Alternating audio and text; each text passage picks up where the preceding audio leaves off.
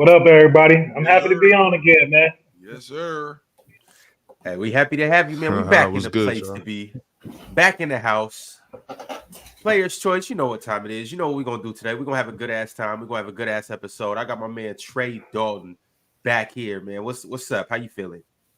Man, I'm good, man. I'm out here in the French Riviera right now. See, I got on my Saint Laurent reflectors, man, so people can see who the problem is. You know, I'm just out here chilling.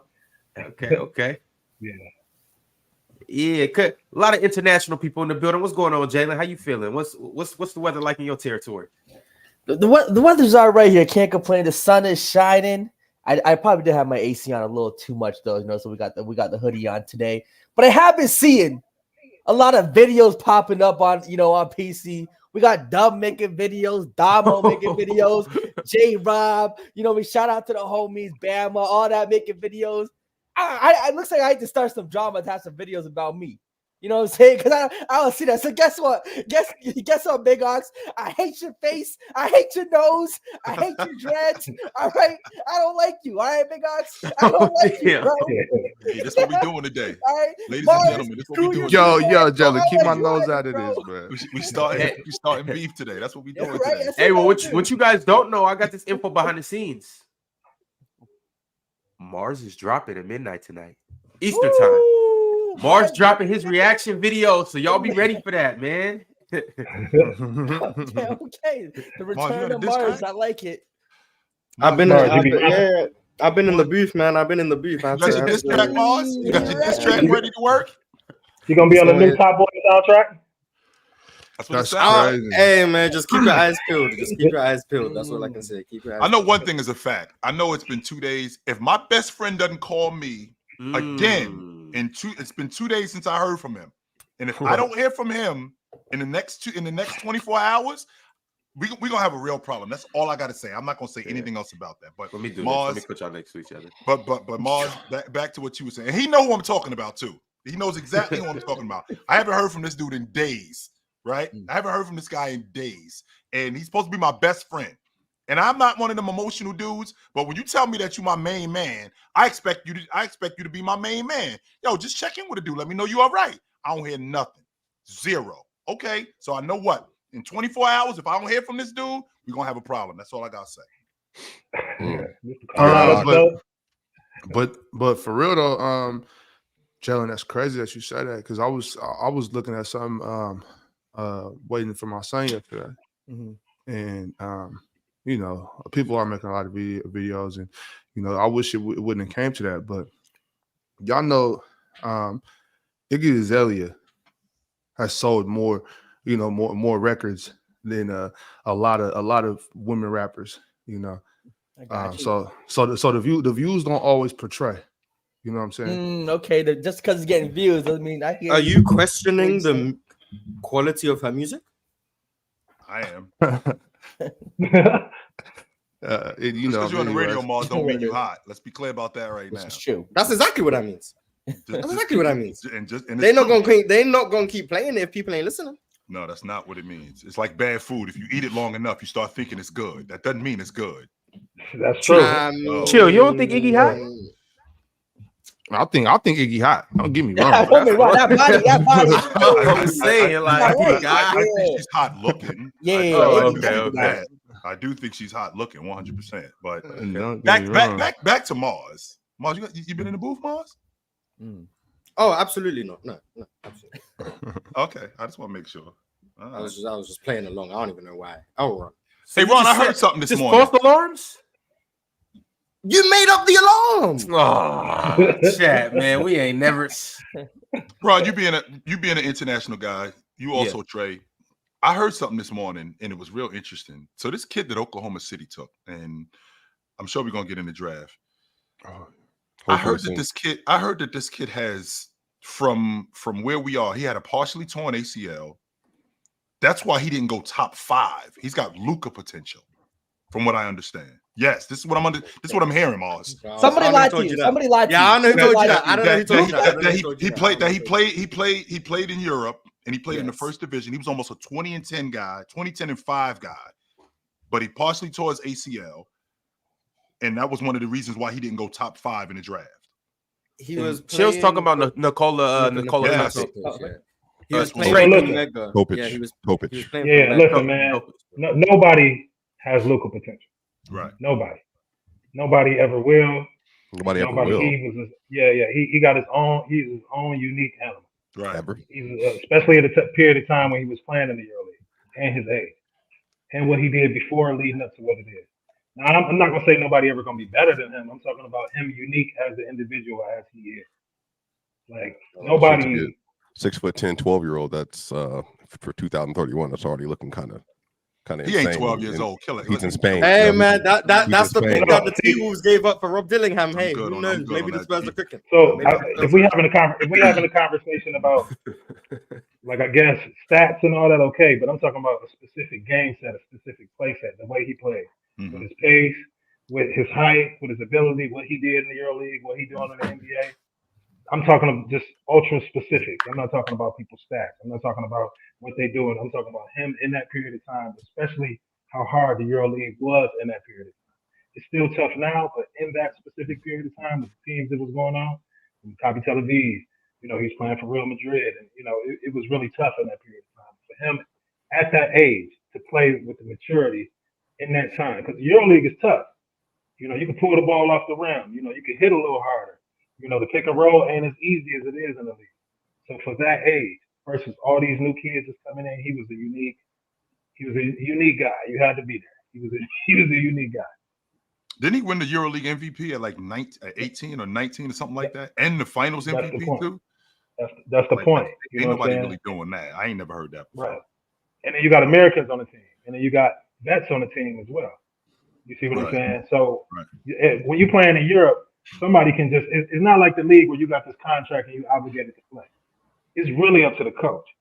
So you got to think about practice. I mean, he was in practice cooking. I mean, he got there and he was eating people alive.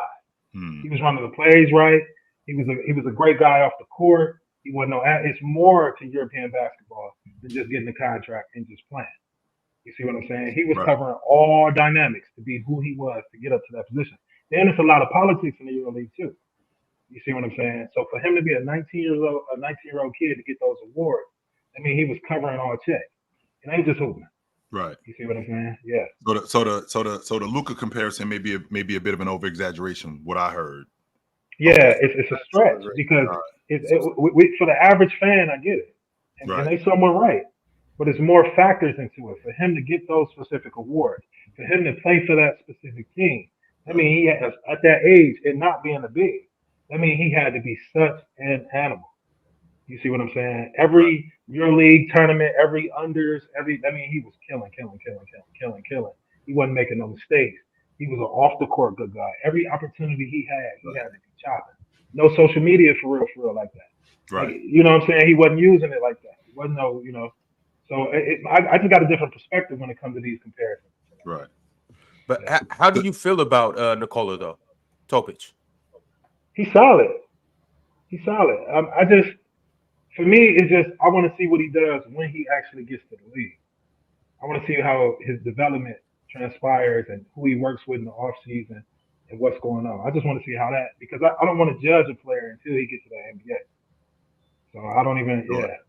He might definitely end up being the best player in the draft. I wouldn't be shocked if he ends up being that in this particular draft. But I also think this draft is weak in general. So I think that's possible. Yeah, he does have some similarities to Denny Avdija when he was coming up to, I see that. Not just the European thing. Yeah, a little bit of Denny. No, he don't play like him at all. No. I think he has a little Denny Avdija in him. But again, I think it's a great pickup for OKC where they picked. Again, the upside at that spot. Yes, we are talking about the same person. No, dope. Yeah, I know it was. I'm sorry. Yeah. It was crazy to me how fast he darted up draft boards. Like it seemed like just overnight everybody became intrigued with him and they started talking about him. So I'm curious to see what he looks like. As Chill alluded to, he did tear his ACL or has a partial ACL tear. Mm-hmm. That could be the reason why he dropped, because it was a lot of mock drafts a couple months ago saying that he was going number 4 to the Spurs. Who is Adija? Adija, by the way. One more time, Swiper. Who is Adija? He said Adija. Denny Avdija, the one who he just got traded, I think. Yeah, he's in Portland. He did to Portland, so we'll never know. Yeah, we'll never know, Jalen. We'll never know. Stuck in no man's land. He's stuck up there with Ox. Respect Portland. He got. Look, then he's solid. Like he okay, but this kid who just got drafted, he got more. Then he got a unique game. He can shoot. He's athletic. He got a more horizontal up and down game. But this other kid, he can do a lot more than that. What's the plan with him moving forward, though? Because sure, he's got a partial. I think he partially tore his ACL in April. I think that's what it was, and so he's probably going to be out at least before the season starts. He probably won't even play this season. So what's the plan with this kid moving forward? Because do the Oklahoma City Thunder need a primary ball handler? Because the way that their offense runs, Shea has the ball a lot. Not only does Shea have the ball a lot, they get a top 7 talent. It's an upside bet. It's a low risk, high reward. If he pans high level out, playmaker, he's the best passer in the draft. Sorry. I think it was the best player on the board pick. It's just like if it doesn't work out, we'll move off of him. He'll still have upside for another team. Oh, they still have 12 more first round picks? Yeah, like they have. It's literally inconsequential to them. They just took the best talent, highest upside. If it works out, it works out. If it doesn't work out, oh well, But it would be great if he does. Because putting him next to Shea and then J-Dub and Chet as like that level passer next to him, I mean that'd be insane. So that could work out really well for them. He's a better version of Josh Giddey than what they originally had. So, with a lot more upside. So, I mean, I don't know. I think that could be a really good pick for them. People were down on it, but that's just because of the injury. But I think he can work out. His measurables were bad. Who you talking about? Topic, yeah. He's 6'6" with a 6'5" wingspan. Mars, he's not 6'6". How tall is he's 6'5" and 3/4. He's 6'5". He's not 6. How tall is J-Dub? Let's just start with this. J-Dub is 6'5" and a half. He's 6'5" and a half. If J-Dub 6'5", he's 6'3", maybe 6'2" and a half. He's combine. I'm telling you, it's the arms that are throwing you off. J-Dub is 6'5" with a 7'6". They were standing next to each other. Topic is 6'5" with 6'6" with a 6'5" wingspan. Did you see the picture of them standing next to each other? No. So J-Dub was at the draft last night, right? No, I can pull the picture up. So he was with his little brother. Oh, okay, that makes sense. I didn't see it. So J-Dub was at the draft. He decided to go take a picture with Topic. You know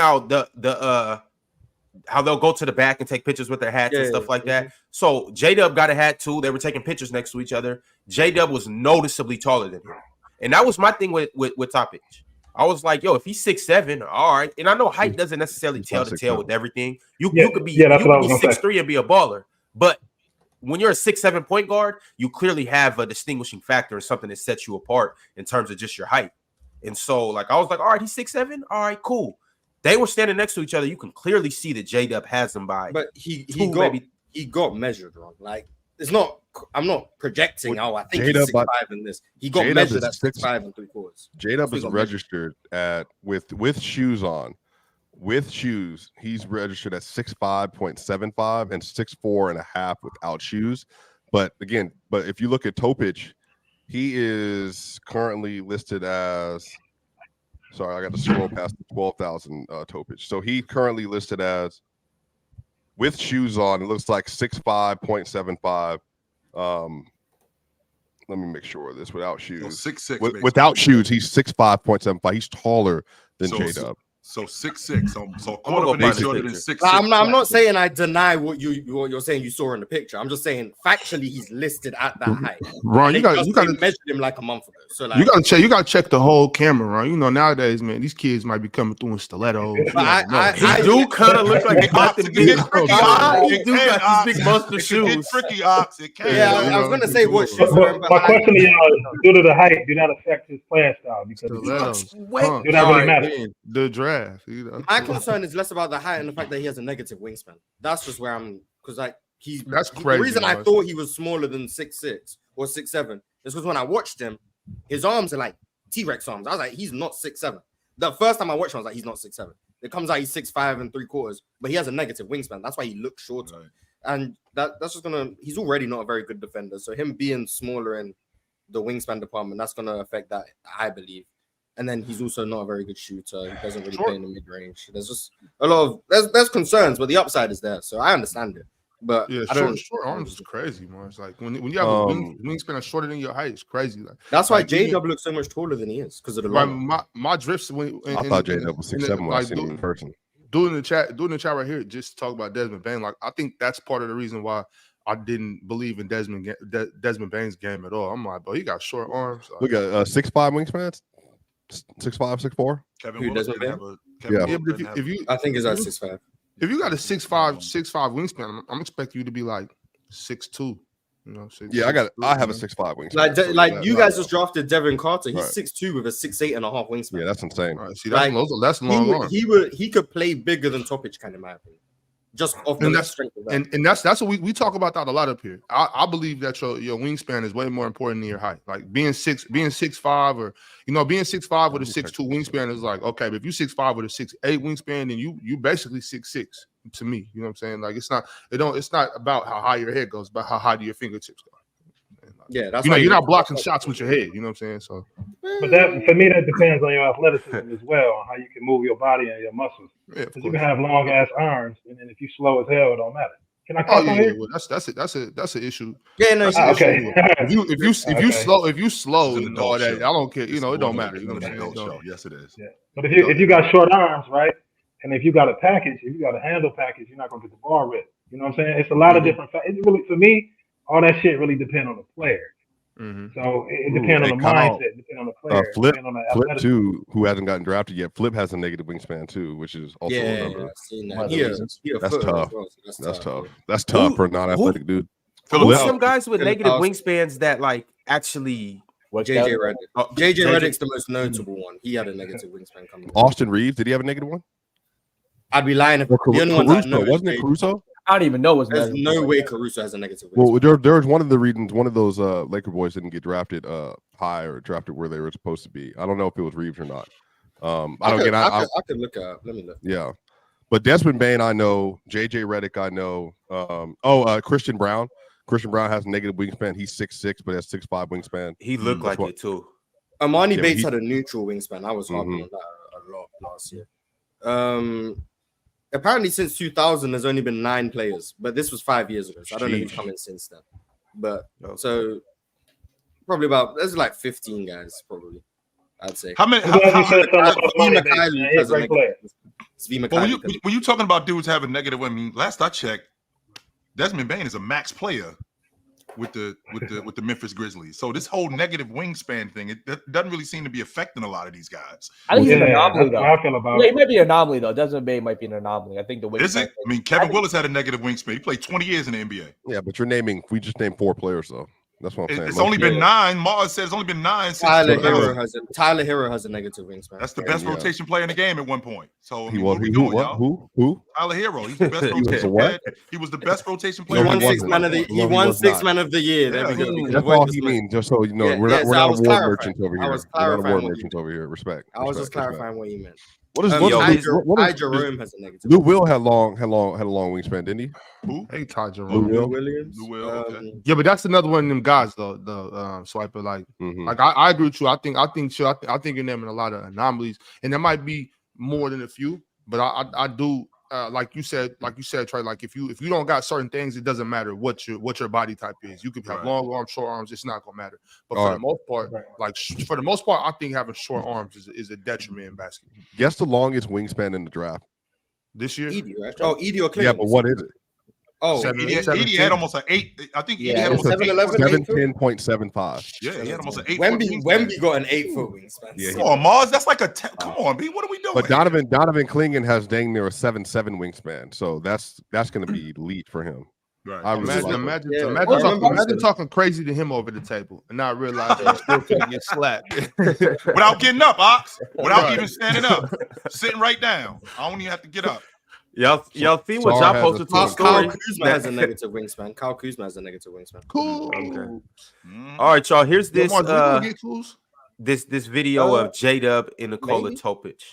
Like, what? So y'all let Bro, me know. he got boosters on, bro. He got boosters on. Bro, that's like 17 inches of extra height. Yeah, on he it. got moon boots on, bro. They're the same height. He got moon boots on, bro. Look at the arm difference. Look at the arm difference. Yeah, the arm difference is noticeable. Arm difference is very noticeable. He got a lot. No, Ron. He got a lot of cloth on. That's what you were confused by.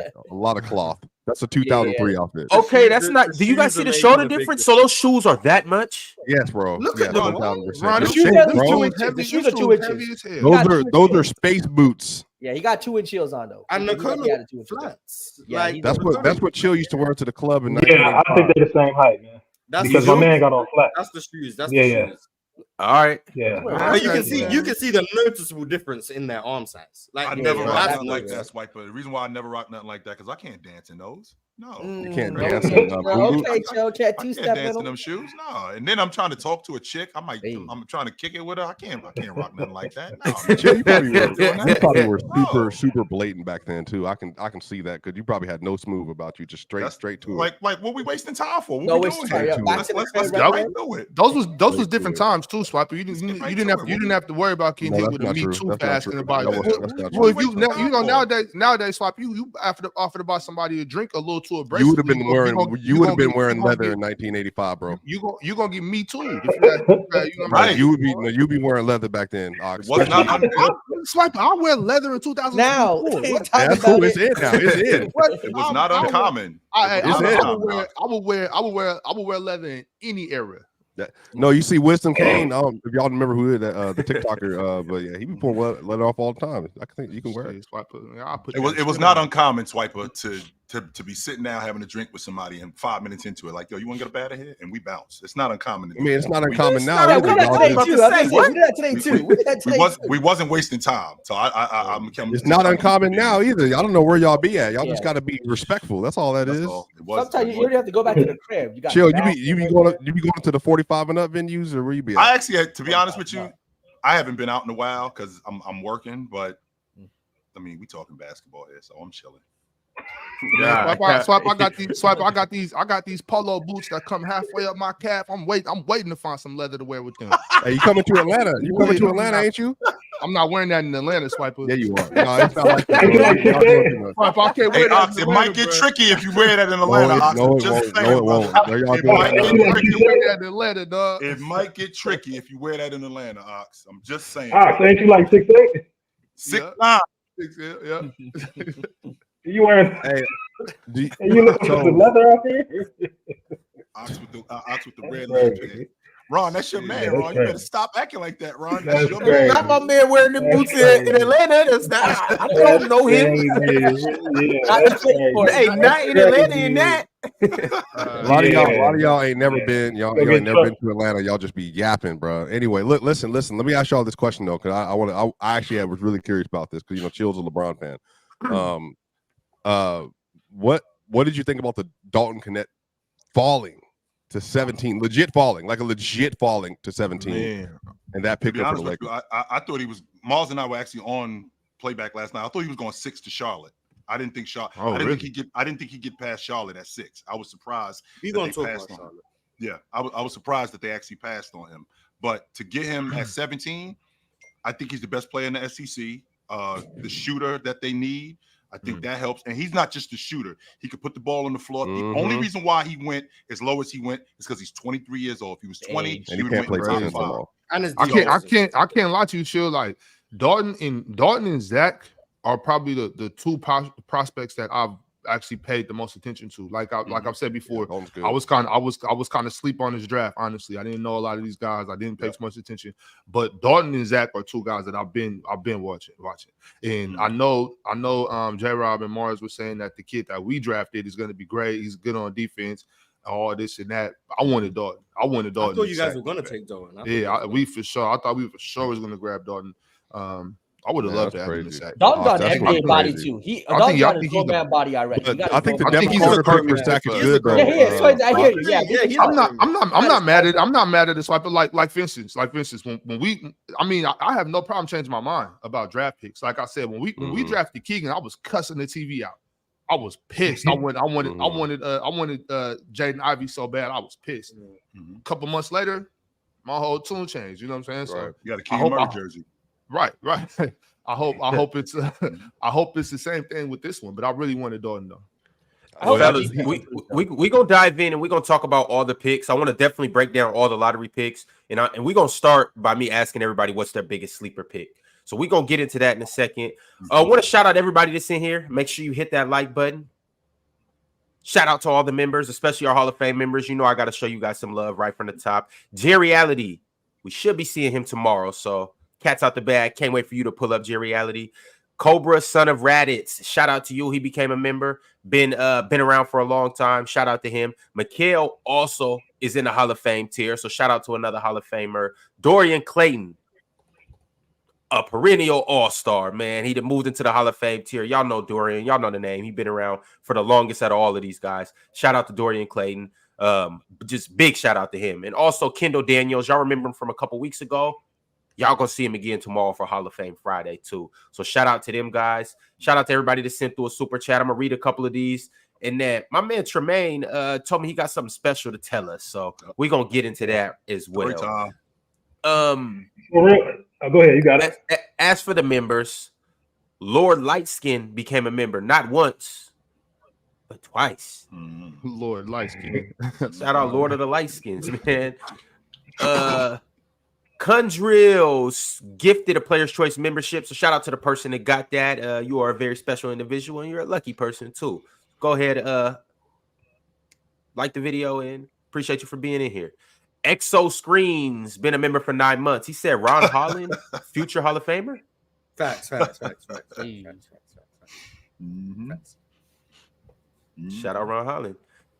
6 Mile T also became a member, and as fate would have it, none other than the illustrious Himothy became a member as well. Man, shout out Himothy.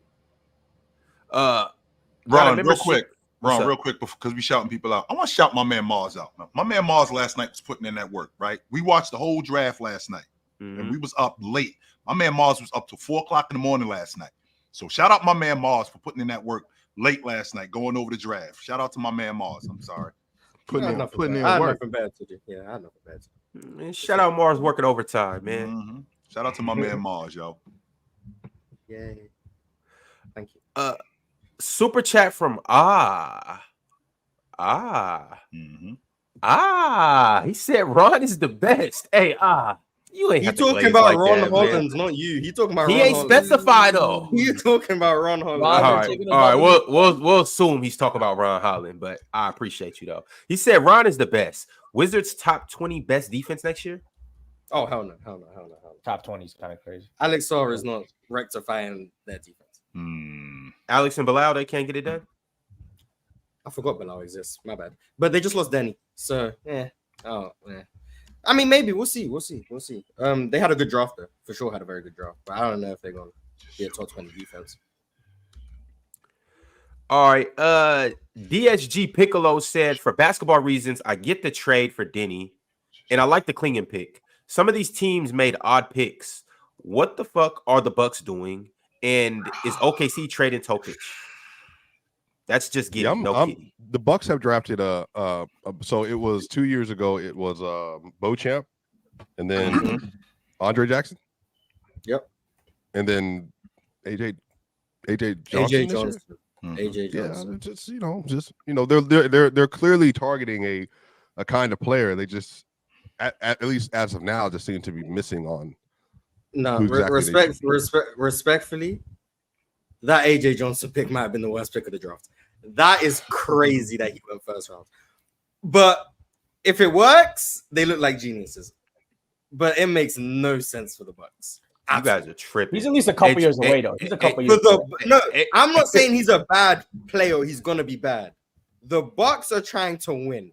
And they're taking maybe the biggest project in the first round. Who should they have picked? Dunn. Ryan Dunn. Dunn was their guy. Ryan Dunn was their guy. Dunn help them tomorrow? Yes. He might be the best wing defender in the draft. Defensively, he helps them instantly. Yes, he might be the best wing defender in the draft, Ron. 6'6". I thought we drafted the best wing defender in the draft. Chill. Who? No, who's we?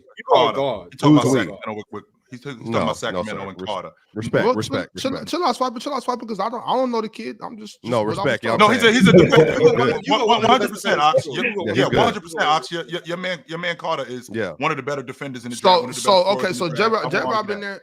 J-Rob been there talking about he clears Davion Mitchell. That's what I. No, he's a better defender than Davion. Yes. He's not better. I just can't give that to. I just can't give that to a kid that's been guarding 19-year-olds compared to a guy like Davion. Compared to a guy like Davion. Hold on, man. Everybody, we got one mic. Say that again, Ox. I just can't get on board with that. People saying he's a better defender than Davion. He clears Davion.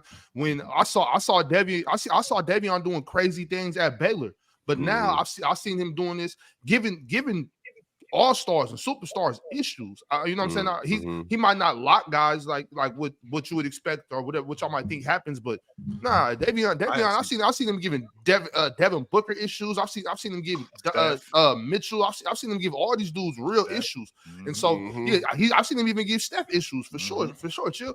So for you to say that a kid that's been has locked a couple 18-year-olds compared to a guy that I've seen lock all NBA players, I just can't get on board with that yet. Now, if he happens to be, I mean, that's obviously a good, that's right. You're saying you want to see it before you like. That's fine.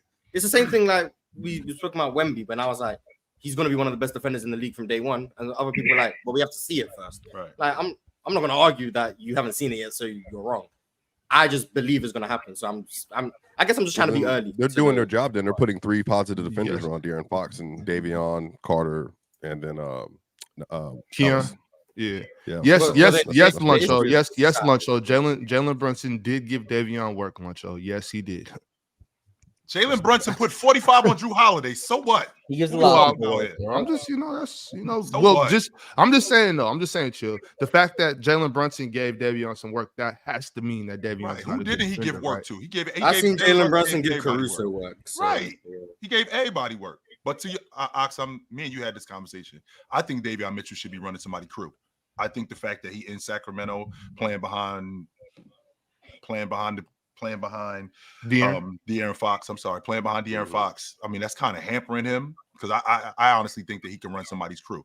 But Ron, to your point, I think this kid Dunn 100% is the guy that they passed on, and I think they're going to regret that because I think he's the best wing defender in the draft. 6'7", rangy. He does a great job at beating guys to spots. He's physical. I think he's the perfect guy for them moving forward. I know they're trying to win now, but moving forward, I think he's the perfect guy for them. I think they made a mistake passing on him.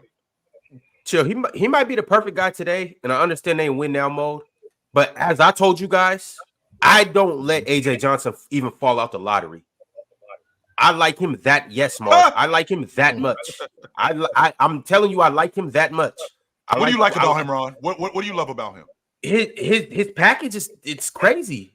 I like his combination. I like his size. I like his athleticism. His athleticism's off the charts.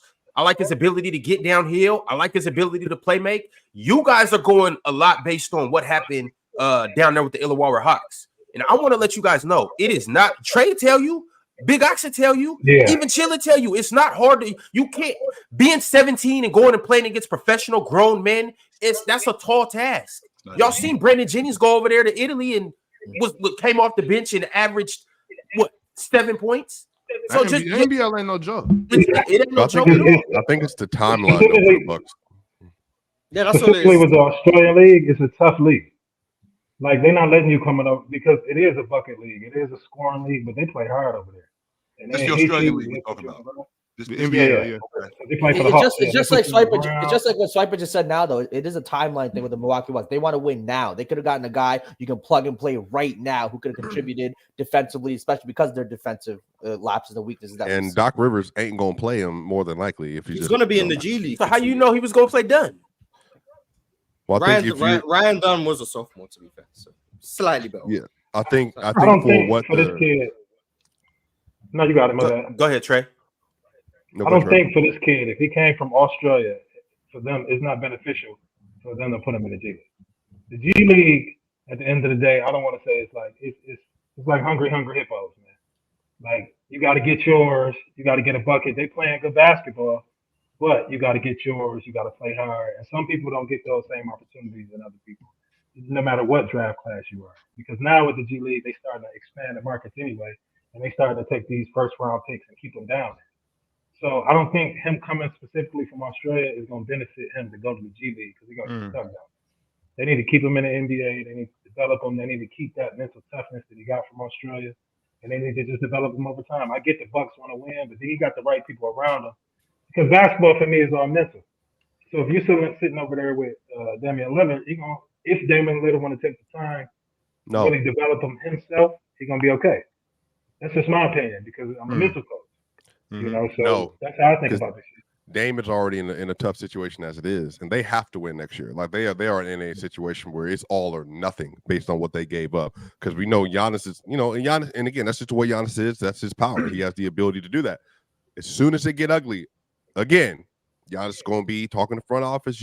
Wooty woo. Need to get this done. So I think he could be a good player. I think it's the same thing I said about JJ. He would Redick never going to the do Lakers. that, Swiper.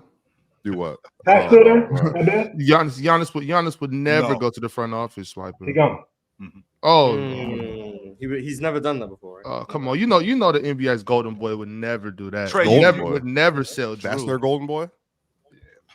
Trey, you mentioned him going right to the NBA, the NBDL, because again, I'm a little bit out of the loop with the Australian League.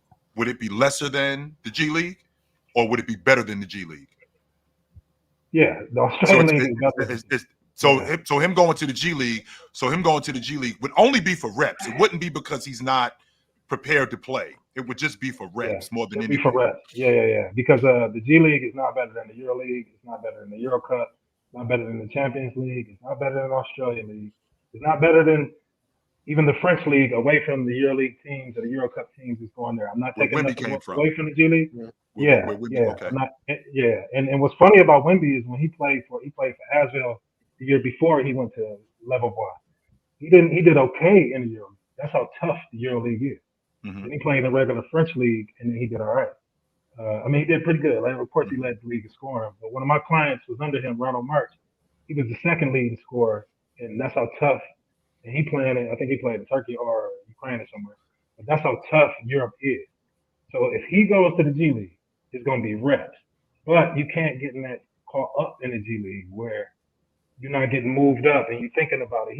If he gets put down there, he got to play. He got to do what he got to do. He got to go to both practices. He got to really tap and focus in. You know what I'm saying? Because his time is now. Like you said, the Bucks got to win now. You see what I'm saying? And he's got to tap in with everything. He got to connect with all the players. He got to really do his thing. Because if he coming from the Australia League and going to the G League and let's see one of those players who just there, this shit might be over. The G League will have you down there That's what I was thinking, because I don't want to hamper this kid, because if he's playing in the NBDL, which is clearly better competition, according to you, it's clearly better competition. The run is better, and I'm getting more reps. So if I go to the G League, which is lesser competition, I'm really not playing. That's going to screw with his confidence, and it could screw this kid up. And we don't want that. That's not why we drafted him. We drafted him so we can. So then it doesn't really make sense to put him in the G League. We got to keep him here. It doesn't make sense to put him in the G League. The G League has an NBA type structure. So once you get a specific role in the G League, you playing that role the whole time while you're in the G League. Right. When you playing in these European leagues, when you playing in this Australia league, you are hooping. And it's every game you adapt it. Every game is something changing. Every game you learning more, you observe. Because one day you could be a defender, the next day you can be a scorer. The next day you can be a shooter. Like you learning everything at such a rapid pace. Whereas the G League, in the G League, you got two-way players. You got G League players coming down. It's too much. So who knows where his head is going to be at? Whereas when he's in Australia, he could hoop. Now, if they keep him in the NBA, they just keep him on the bench. At least mentally, he's keeping that NBA feel. He's like, I'm in the league. You know what I'm saying? Like he can, but it goes both ways, because you got Usman, who got the MVP with Oklahoma, who was going back and forth, and he killed it. So it just depends on the individual. You know, I was just hooping with him at Hoops Factory in Paris. Like, and his mind, you know, he with the national team now. His mind was, I'm ready to go. And he didn't take that G League shit personally. He was out there killing, and he was going up and down. I think now that got him ready. But it just depends on the individual, really. And I think him coming from the Australia League, he just needs to stay up there. I never really looked at the G League like it was a demotion, more than it was to go down there and get your body right, get reps, so you can actually come back up. A lot of people think of the G League as a demotion. I mean, they do it in Major League Baseball all the time, where you'll send a guy who just came off the 15-day disabled list. He'll be in AAA for a couple of weeks just to get his body right, just to get his mind right. So, but what I don't want to do is, if I got a first-round pick and I'm trying to develop him into something serious, I don't want to send him to something lesser than, and then keep him there longer than I need to. That's the thing I'm worried about. He's not gonna play. He's not gonna play in the league, though. Like, and that's not. Once again, I'm not trying to knock him. He's just he's too small for the NBA right now. He's 6'7", 160 something. Yeah, Like, he's just too small. Like, he's not going to be able to play for them in the NBA this season. So he has to be in the G League. And the reason I'm saying it's a terrible pick is because A, they have a second round pick. Could have just used that on him if they wanted to. And B, if you're trying to win, developing and betting on his upside, which I think is quite high, it's not going to fit. Dame's like 33. Giannis is turning 30. By the time he even gets close to what he can be, Dame's going to be like 35, 36. Like, I think that's a waste of a pick for what they are trying to achieve. Not against how good AJ can be, just about the fact that it just doesn't make sense for both parties involved, in my opinion. Or Washington would make more sense for a guy like AJ Johnson. Even like a San Antonio, like a team that is clearly rebuilding and can take time to develop someone would make more sense than AJ going to the Bucks. Like, they had Ty Washington. I don't think I've seen him play for the Bucks. He's another guy who needed development. They don't have space for those type of young guards. It just doesn't make sense, in my opinion. Yeah, so that's a great example, right? Of Ty. When he was at Kentucky, he was killing. He was doing his thing. He dropped. We don't know what's going on. And he can hoop. Like, you know, he's from Arizona. He can play. But that's what happens, like, when you touch that G League. Like, sometimes you can just get caught up in the mix. And then you can get stuck down there. Like, regardless of your first-round draft pick status, regardless of whatever contract you get. Like, because the G League is hungry hippos. I got a kid named Alex Sarr. I've been training him for a while. He plays for Memphis. This boy is killing. He's averaging like 25 or something like that. He got 3 or 4 teammates who got moved up behind in front of him because of the politics of the G League. And that can screw with your mental. It could. That can mess up your mind. Yeah. I went to go see him. Me and him had to have a long talk. Like, yo, you just got to be patient and shit. Of course. But you can't determine what patience is. You can't see what's in front of you because with the NBA, it's too much in it. This player, this agent, this, that, and the other. And him coming, so Adonis came from Texas Tech, so he was already prepared for it. He went from not playing in high school, playing in junior college, playing in NAIA, playing in Winthrop, then going to Texas Tech. He did all these years of basketball. So he was already prepared for the grind. This kid is coming from the NBA. This kid is playing hard. This kid is playing tough. He's playing top-level basketball. So him going to the G League, not to say the G League isn't those things, but it's the outside factors. Going to this local gym where you got to play your games at. Not in the stadium, not with a 20,000, like all that plays factors in the game of basketball. For me, it's 100%, well, not 100%, but like 95% mental. And is he, as a young kid, prepared for that? Is he, do the teams or the team psychologists, are they having conversations with him to say where he come from to where he at now? Is he prepared for that grind? You know what I'm saying? And that's just part of basketball. That's what it is. I think somebody like Dame and Giannis sitting with this kid, having conversations with him, will do more benefits for him than going to play in the G. That's just my opinion. Or selling him to a Euro team or some shit like that. That's just my opinion. That's how I feel about it. Because I know how tough this shit is. You know? It's your birthday, Ron? You got JD the chat. Nah, Ron. Nah, it's Mars' birthday. Thank you, Ron. Thank you. Oh, happy birthday, man. Trey, don't do that. Trey, don't do that. Don't do that. No, we're not chilling. I'm sick of y'all with this. Just so you know. Oh, my bad. This is third birthday of the year, Trey. Okay, this is third birthday of the year.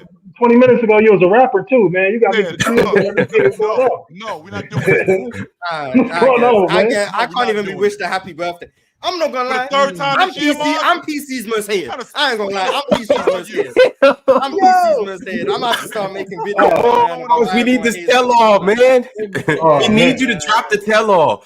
I'm trying to tell y'all, Mars sent me a 2-minute snippet of it. He really did. He got the whole tell-all. It's a 45-minute video.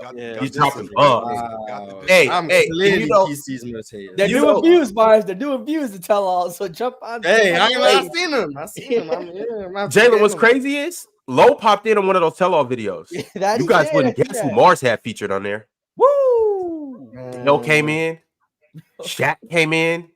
Oh, Ticket popped in. I'm telling you, hey, Mars really came with the Kendrick Lamar. Hey, the Kendrick Lamar banger for real. Like us. Oh, Every man. time I come in here, it's 1-on-6, man. This is ridiculous.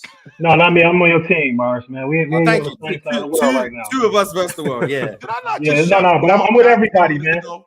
Did I not just shout you out not 10 minutes ago? Okay, and then Man? 25 seconds ago, it's no, don't wish him a happy birthday. You know I hate why? him. Because it's That's the what I third want. time this year. When is your birthday, Mars? Tell everybody, please. Hey, Superchats, man. Here we go. Here we go. Yeah, that's what I thought. Man.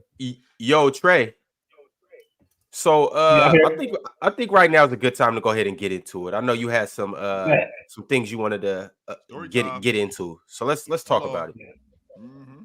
So y'all know the Olympics coming up. Mhm. Yes. And y'all know it's in Paris. Mm-hmm. So right now in France, the government is going right, Mhm. and it feels like a lot of people are acting on that with a lot of racism, sexism, and a lot of different stuff like that. I'm not saying that's a part of the government because I got a lot of experience in France. I've been here for like 6-7 years. Everybody out here showed me love and this, that, and other. But I probably experienced one of the most racist, craziest, disrespectful things in the world being out here in France. And this conversation is more to prepare everybody of color or not, what to be prepared for when you get out to France, because there's people out here who really trip. You know what I'm saying? And this conversation I want, especially Mars, because you in the UK, I want to have a conversation about what people's experiences are dealing with racism overseas. Because before I get to my story, because my story is wild, and I'm about to start talking real greasy.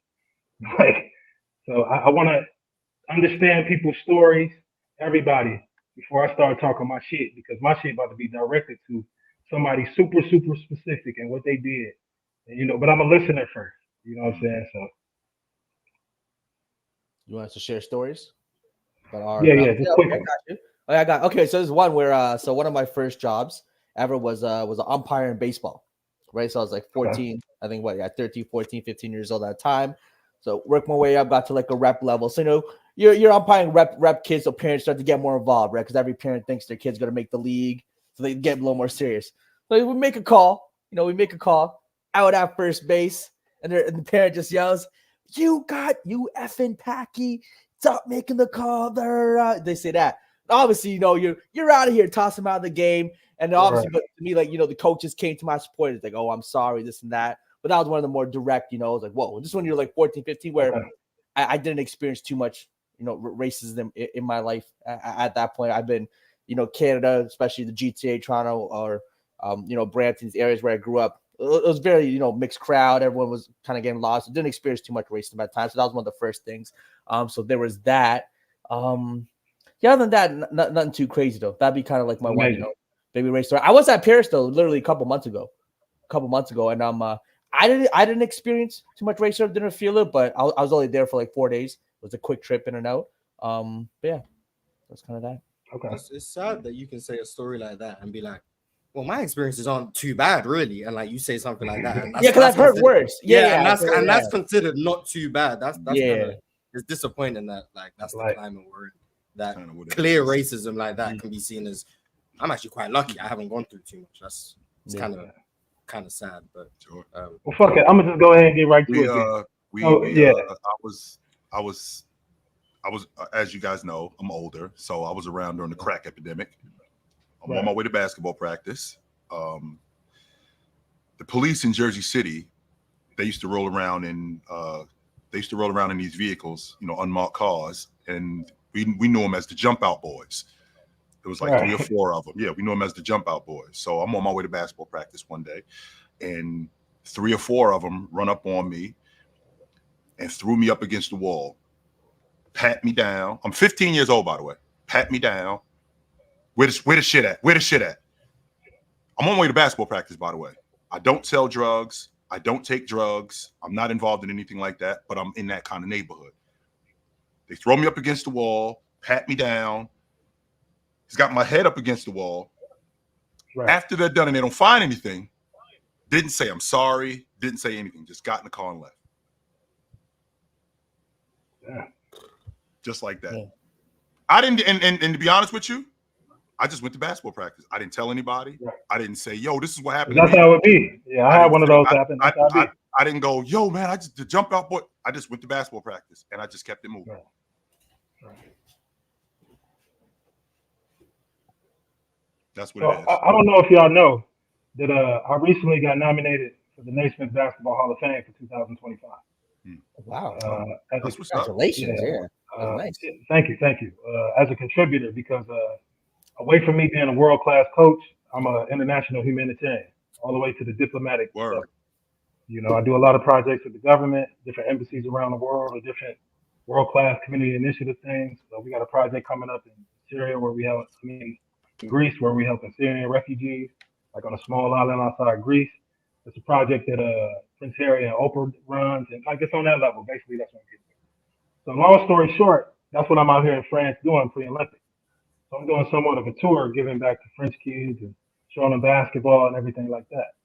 This specific, I was supposed to go to Bordeaux. Me and my fiance, we went to Bordeaux for this specific camp. I know y'all know who Elliot Okobo is. He plays for the French national team. So we was there. Yeah, we went out there for we were supposed to go out there for 3 weeks to do this charity event for his camp and stuff like that. And the people running it was a group called Hard Work Association. And they do hard work tours in the NBA and shit like that. So over time, when we were setting up the camp, he was being a little bit disrespectful. You know what I'm saying? Like, you know, especially I'm a dreadhead, the way I carry myself. You wouldn't expect me necessarily to be on the level that I actually am. Because, you know, I'm me at the end of the day, and that's how I carry myself. Me and my fiance get off the train. As soon as we hop off that motherfucker, he started being disrespectful, yelling, going crazy on me and my fiance, all types of shit. And what I realized was when he saw my fiance, it was implicit bias. You know what I'm saying? Because he saw something and he felt like he could disrespect me in a certain way in front of me and my fiance and 2 kids and one of the employees. So at the end of the day, man, I'm from Grand Rapids, man. You know, I'm from the place of Floyd Mayweather. Like I was listening, I was hearing him, I was talking, but at the end of the day, I started getting brolic. You know what I'm saying? Because away from my hoop shit, I boxed. You know, and I just had to put down the 2 French boxers over the last 3 months. So and that's why I'm on here, because for me at this stage, I don't even care. I want this man to see this shit, like, so, and I want people to understand. And at the end of the day, when it comes to racism, when it comes to sexism and shit, I don't play that shit. Like I'm ready for it. I'm with whatever, like for real. So he started going crazy. He started yelling and this, that, and the other. And then, you know, I started getting bugged. So then he realized, like, oh shit, he for real. So then somebody called the police. So mind you, I'm down there, I'm in Bordeaux, and we flew across from the States. We paid for our own tickets, flights, all that. In Bordeaux, I ain't never been to Bordeaux before. Somebody called the police, 8 police officers run up on us. So now, when I'm talking about the reason why I brought up the government, because the energy is different, the tone is different. So, you know, we maneuvered around that, boom. Right now, they just take off on us. Mind you, we here for a charity camp. We here to give back to black, brown kids, white kids, everybody. We here for that. He just skated out on us, him and his group. So now me and my fiance, and he was going off on my fiance and me. So I ain't taking that shit. And I was supposed to bring my son too. And if my son would have came, I would have went to jail that day. It just would have happened. So they took off, dipped on us. Me and my fiance sitting there with our luggage, and we just looking at each other. So this is why I say it's a level of racism or implicit bias, because of the color of my skin, because of the way I look, he took it to that extreme without paying attention to the consequences. So now me and my shorty, we go get us a hotel. We there for 2 days. I was lucky I had one of my homies down there. His name's Jay. I got to give him a big shout out. He do Bordeaux Academy. I hit him up because me and him so cool because I did a couple free camps for him in Paris. Showing him that love. That's the type of guy I am. He the one who orchestrated this whole thing. But the people who are part of this camp, they just completely left us out to dry. We ain't had nowhere to go, no food, no nothing, because they were supposed to take care of our accommodations for 3 whole weeks. And I don't think Ellie noticed. Yeah, I don't think Ellie Okobo noticed, because, you know, he's doing his training with the national team and stuff. So I also want to say to him, if these is your peoples, you need to talk to your peoples. I hope these ain't the peoples running your camps, running your organizations and stuff like that, because the energy that they brought to us, whether it was both racism and because he was disrespecting the women in the camp around there too, and the young boys. And Ellie, he when he was with Phoenix, you know, we were showing him that love. But right now, I love him as a player. He just won the championship in Monaco. But who I am at the end of the day, I'm at the top of what I do. I ain't gonna never take no disrespect like that. You know what I'm saying? So later on, we met with the staff. We had a little conversation. the man's still being disrespectful for it. So now I'm turned. Now I'm like, all right, what you trying to do then? Like, what time is it? Right. You know what I'm saying? And then he all of a sudden fell back into the victim mode. You know what I'm saying? Because if he would have said the wrong thing, it would have been like Incredible Hulk on a wet paper bag. I would have just had to do that. So he started falling into the victim mode. He started acting all crazy and stuff like that. And he ended up dipping out on again. And then we were stranded at Bordeaux for like 2 or 3 days. Now, luckily, I got such a relationship in France. And, I got my own, I'm partnered with a facility out in the South in Cannes. Like Hangar 21, this shit right here. Me, Killian Tilly, who used to play for the Grizzlies, and my guy Thomas, who's the overall owner of the whole gym. I got friends and I got real close people who got us out that situation, and took care of our stuff. But I just want to make that known. If for people who coming out here or wherever you at, I'm tired of being in situations where people get involved in their sport, in our sport, and they get to hide their implicit bias, they get to hide their racism, and they get to hide whatever for our sport. I'm tired of motherfuckers getting in the sport who create these motherfucking platforms and they never played a motherfucking basketball game in their life. Like, I'm tired of that fucking shit. And for me, it's my responsibility to tell people that. And I told him, I said, we can take it 3 ways. We can either have a conversation. He ain't want to do that because he ain't want to look at me as a man, especially who I am. I said, we can go in the ring because I don't want to beat you up out here because you're going to sue me. So we can get in the ring and we can get busy, or we can handle it in a diplomatic way. He ain't want to do none of that. He completely disrespected me, disrespected my fiance, disrespected the whole thing. And like I said, there was a sense of implicit bias that I experienced this in the States before with people because of the color of my skin, because of stuff like that. And I just wanted to say that people need to be prepared for this stuff. But you also need to stand up for it. Because for me, I'm tired of people hiding behind platforms, especially basketball, when they really, really feel a certain way. I would respect anybody, if they approach me just how they feel. Then we can get busy. We can do whatever you want to do. But don't hide behind the platform. Because I'm tired of the whole shit. I'm tired of this whole Instagram shit, this basketball shit, and then people getting online, chatting, talking all this bullshit. Like, I ain't trying to Warriors. Keyboard Warriors. Yeah, I'm tired of the whole shit. Like, internet thugs and shit like that. Yeah. I'm tired of the whole shit, and that's exactly what this man was. That's exactly what this man was. And like I said, away from me, because I'm still hot about it now. At the end of the day, I'm a humanitarian. Before a world-class coach, before whatever I do with Brad, we brought comics, because I got a comic book that's doing really well, a video game. It was top in the App Store. We came there with gifts for these kids, and he was willing to blow the whole shit for his own bias of what he thought of me, what he thought about my situation and what was going on, and low-key embarrassed somebody like Elliot Okubo, because at the end of the day, this is a great player. He just won a championship. So I'm just trying to let this shit know, like, I ain't playing that shit. Whatever I do, I don't play that shit. Like, we got to face this type of stuff. We got to start standing up for not only our sport, but we got to start standing up for what's right. You know what I'm saying? Like, because the last time on the podcast, I was pretty chill, But no, fuck that. Like, I got on here just so motherfuckers can know about what the fuck I'm talking about. Because I ain't taking this shit. Like, we cannot continue to deal with this type of shit in sports. Sports is supposed to be a sanctuary for peace, for giving back, and for us to work together. But when it comes down to this racism and when it comes to bias and discrimination being brought to our sport, this specific example that I went through, because I'm speaking about all examples, is a disgrace to our sport. You know what I'm saying? And when I talked to my man Ryan about it, he said the same. He put me on game like, yo, this is a motherfucker. This is a disrespect to our sport. And we can't have that no more. We can't have that no more, because that's the only way we're going to elevate the prestige of our sport, especially with it becoming international. So, I hope I articulated that well. Yeah.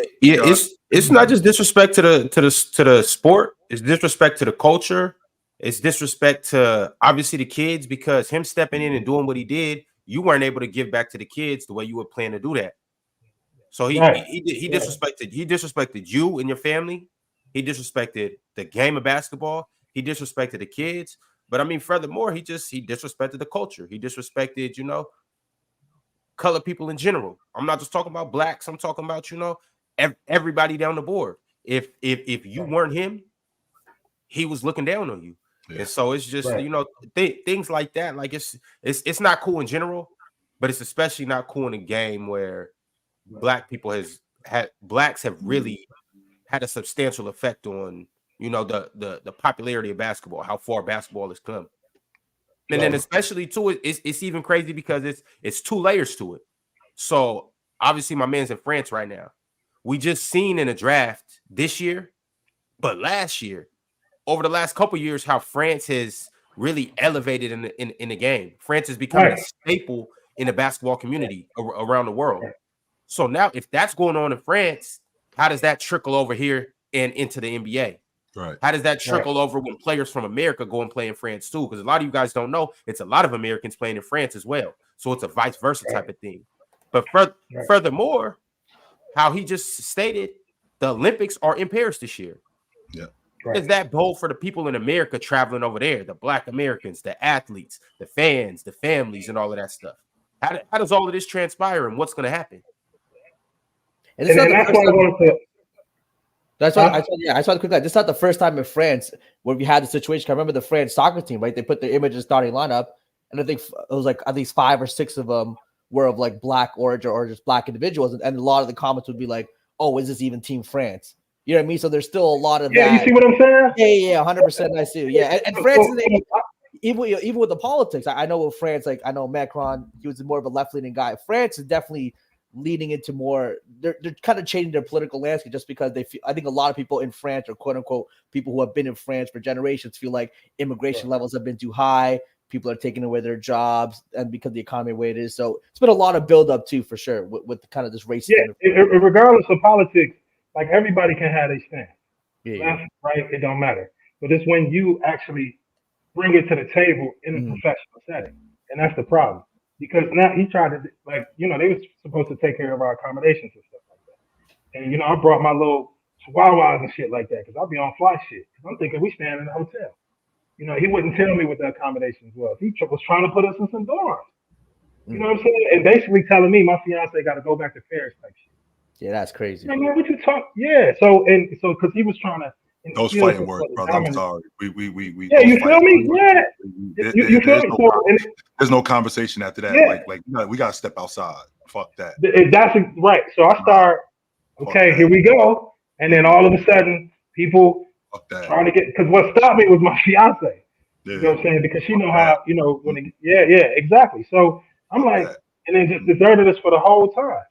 So that's why I'm like, nah, like I have to, and I want to keep this an isolated incident, because France for me is my second home. You know what I'm saying? France has embraced me, especially as a world-class coach, in so many different ways. That's why, but this specific person, our work association, does not belong in our culture. He does not, and he do tours too. So, and because of the people I know in LA, the people I know in New York and Miami, I'm on some nobody eats type shit, on some paid in full shit. If he over there, and if I'm over there, I'm calling LA, I'm calling New York, I'm calling Miami, and I'm telling them what time he on. Nobody eats.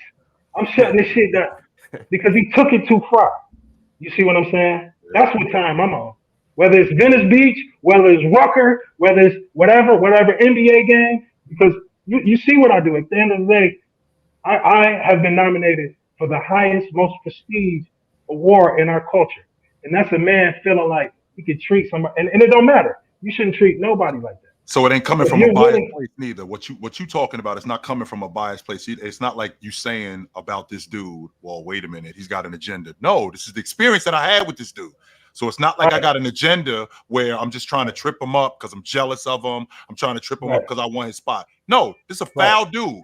This is what happened between me and him. This is the experience that I had between me and him. If you deal with him, this is what you should expect dealing with him, because this is what I had. This is what I was dealing with when I was dealing with him. This is what I had to deal with from him. That's fair. I can't hate that. I can't. And that's exactly why I'm saying it, because if he willing to behave that way towards me, and I'm at the top of the top, imagine those kids who he probably be going at. Imagine those, because even one of the coworkers was like, she gave me some example about racism. She played in Italy, and she was telling us that while she in Italy, the coach be calling the player a little black girl and stuff like that during training and stuff like that. So it was clear to her, even who she was, his employee, that this was racism in a sense because of his behavior towards me. You see what I'm saying? And I'm just saying, like, this, it can't, for our culture to progress, for who we are to progress. People like this can't be in it. And if ain't nobody gonna do nothing about it, I fucking will. People like this can't be in our culture because we're trying to elevate the level of prestige. The more this game get international, we have 3 French picks who was in the top 10. This man is a disgrace to what is going on. France has the opportunity to win the Olympics. The majority of these players are black. This man can't be a part of that. This man can't be a representative of that because I am a representative of our culture along with so many other people, along with this podcast, along with everybody who we know. So that's why this shit needs to be said. Because I don't play that shit. I don't care what nobody say. I don't play that shit. Like I can't play it. You know what I'm saying? And I know I'm usually chill. I'm usually relaxed. You know, I'm in Cannes right now. You know, right after this, I'm probably gonna go back to the beach just to cool off and shit. But this is what it just needs to be said, and I'm gonna keep this shit going. Like, All right. Yeah, man. Well, what else you got planned for the summer out there in France? Okay. So I got my own program coming because, you know, like I said, I got a facility out here with my partners and stuff. And I'm actually training Jada Curry, who go to Louisville. She coming out here. And, her freshman year, she was at Cal, and she was top 5 in the WNBA. Mm-hmm. And the specific program is called the Resurrection Program. And then we take certain players and then we try to transition them to the WNBA or the NBA or stuff like that. Whether they came from injuries, whether they try to fix their careers. And she's one of the players coming through. I'm also Killian Tilly. He out in the States right now. He hurt his back. And then I might end up working with him in August for the same program. But I work with a number of players like that. Is that why he got cut from the French team? He didn't even try out. Oh, okay. No, you talking about Killian Hayes. That's what I thought you was talking about. Okay. Yeah, I'm talking about Killian Tilly. Tilly played for the Grizzlies. Yeah, he a big man out of Gonzaga. I got you. Yeah. So that's my job really as a trainer. Because you do got the NBA trainers. You got like the greatness of Phil Handy and people like that. But my job is really to train. Basically, my job is to help European players transition and vice versa. Mm-hmm. I take American players and I teach them the European style. And then, like I said, I got my own space here in Europe. So we all go down there, you know, we have a good time, we train, this, that, and the other. And I think y'all remember James Young? Yeah. Why does that name sound familiar? Out of Kentucky. Lefty? Yep. Yeah, lefty. Yeah. He was actually one of my first ones. Mm-hmm. And when he left Boston, I think he went to Philly after that. He went to Israel. And then Rock Nation had me go over there and train him for like a month. And then after it, he ended up signing with the Knicks. So when you come across when people come to my program, we do on and off the court stuff. But most importantly, I get them ready, get their head, get their mental right to try to transition back into the NBA. And that's what this whole program is about. Mm-hmm. Yeah. And after that, I'm going to the Olympics. That's what's up. Stay on the move. Stay on the That's move. what's up. Yeah. That's my life, man. I'm living a beautiful life, man. That's why I know I'm amped up a little bit, but that kind of what happened kind of disrupted my peace, my zen. You know what I'm saying? Well, that's why you're here, because we're trying to get you back on the other track. You got that out. You got off that. This was on the beach. That French Riviera sun got you correct. Yeah. The Charlotte Hornets blew that draft pick. So we trying to get a smile back on my man's face. That's what we're trying to do. Yeah. Let's do that. Let's do that. Yeah. And we got an L host over here that's supposed to be running things and he's not. But all right, we good. You got a front row seat in the Olympics for Team Canada to shock the world, baby. Trash. You got a front row seat for Team Canada to shock the world. Team Canada, check it out. Hey, big guys laughing. Them dudes from Canada ain't playing. I'm not laughing in a condescending way. I'm not laughing like Jalen tripping. I'm laughing like it's more than just them. It's a lot of teams that I'm interested in watching this year.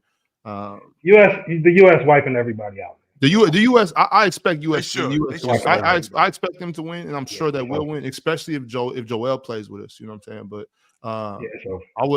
I'm still curious to see, you know, all the games though, all the whole tournament. I want to see other matchups. Obviously, I want to see how Lithuania looks, Slovenia, all the teams. I'm curious. I'm really still looking at Nigeria. I've been watching Nigeria for the past couple of tournaments and stuff like that, and I'm wanting to see how they're going to look this year. Who's on their team?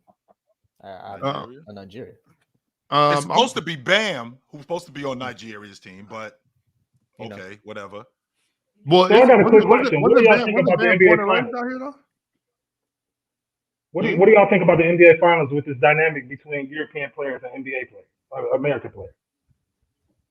With the dynamic of saying, like what? Because that told me where these finals went was a great. Nick Young was very valuable lesson. What was the lesson? That we still top tier. We still the best. Who's still the best? Clearly, American players. The best. Why were the finals emblematic of that? Why what? Just the symbolism of it, though. No, why were the finals emblematic of that? Because Jason Tatum, Jaylen Brown, Luka. Jason Tatum and Jaylen Brown. That's what it was. But what does that got to do with American to international basketball? Because Luka's from over there. Right? Yeah, Luka from over there. Oh, so what you said that was a culture win for America? Is that what you said? No, not a culture win. It was just like shit. Like it let you know what time it is. Like Europe isn't as close as what people say it is. Well, the best players in the world So are all was it? international. Was international basketball on top when the Nuggets won last year? So okay, I keep hearing this argument: the best players in the NBA are European or Australian or whatever the case. To me, it's a numbers thing. The majority of players who play in the United States in the NCAA are American. Yeah. The majority of the players who play in the NBA as a whole are American. The Yeah. majority of the players who play in the G League are American. So of course you're gonna have the occasional anomaly, but the majority of the players who play this sport of basketball are American. And when you go overseas, the best players overseas are American. Didn't we just have So we're 3 talking players about- last night international drafted in the top 6? Is that the most that we've ever had in top 5? Even Okay, so okay, top 6, right. and then so Jokic, Giannis, SGA, Embiid, Luka, I think are the consensus top 5 for the most part, and then I think obviously Victor Wembanyama came in the league last year. It's the most heralded number 1 pick since maybe LeBron or whatever, how people want to define that. And then I think obviously, there are 3 French players that got drafted yesterday. Mhm. So yeah, I was trying to understand the point, because I think if you're saying the Celtics, the Mavs series, I mean, that was just like an overmatched team. Because if that's the case, I mean, Kristaps Porzingis was the best player in game 1, at least for the first 3 quarters, and he obviously is from Latvia. So I don't know. I feel like that was more so like an overwhelming, like this team had 5 legitimate. But if the Dallas Mavericks would have won, what would have been the overwhelming theme if the Dallas Mavericks would have won? Thank you. I don't Thank you. They think would have said Luka was the greatest player of all time. Luka's the best Yeah, player on the planet. sure, but I don't think it would have been. And maybe I'm misreading this. I don't think it would have been international basketball is better than America, or international players are all better than American players. Because I don't think that's what was said when the Bucks won in 21 with Giannis as their best player, and I don't think that's what was said last year. But hasn't the narrative been that though, Mars? Like, the overseas the players are better. So what? So Swiper. The narrative has been the best players in the league are international, and I don't think this championship has changed that. Right, it doesn't. But like Swiper, like I was saying, the Swiper. I think it's more so just the symbolism of that team, that team, the Mavericks being the international team, and the Celtics being the American team. I do understand that the Celtics were just better. I get that, but it's just more so like just the symbolism of it. It can't be taken from Australia. Well, I guess so. I'm more so talking about he plays and it's the symbolism. So if you take it so literal, you can break it down to the Celtics were just better and this and that. But that's not so much the point. It's just a symbolism. Well, I never thought of the symbolism at all. I know maybe you didn't, but we're just talking about just from the outside looking. Yeah, and especially me being in Europe a lot.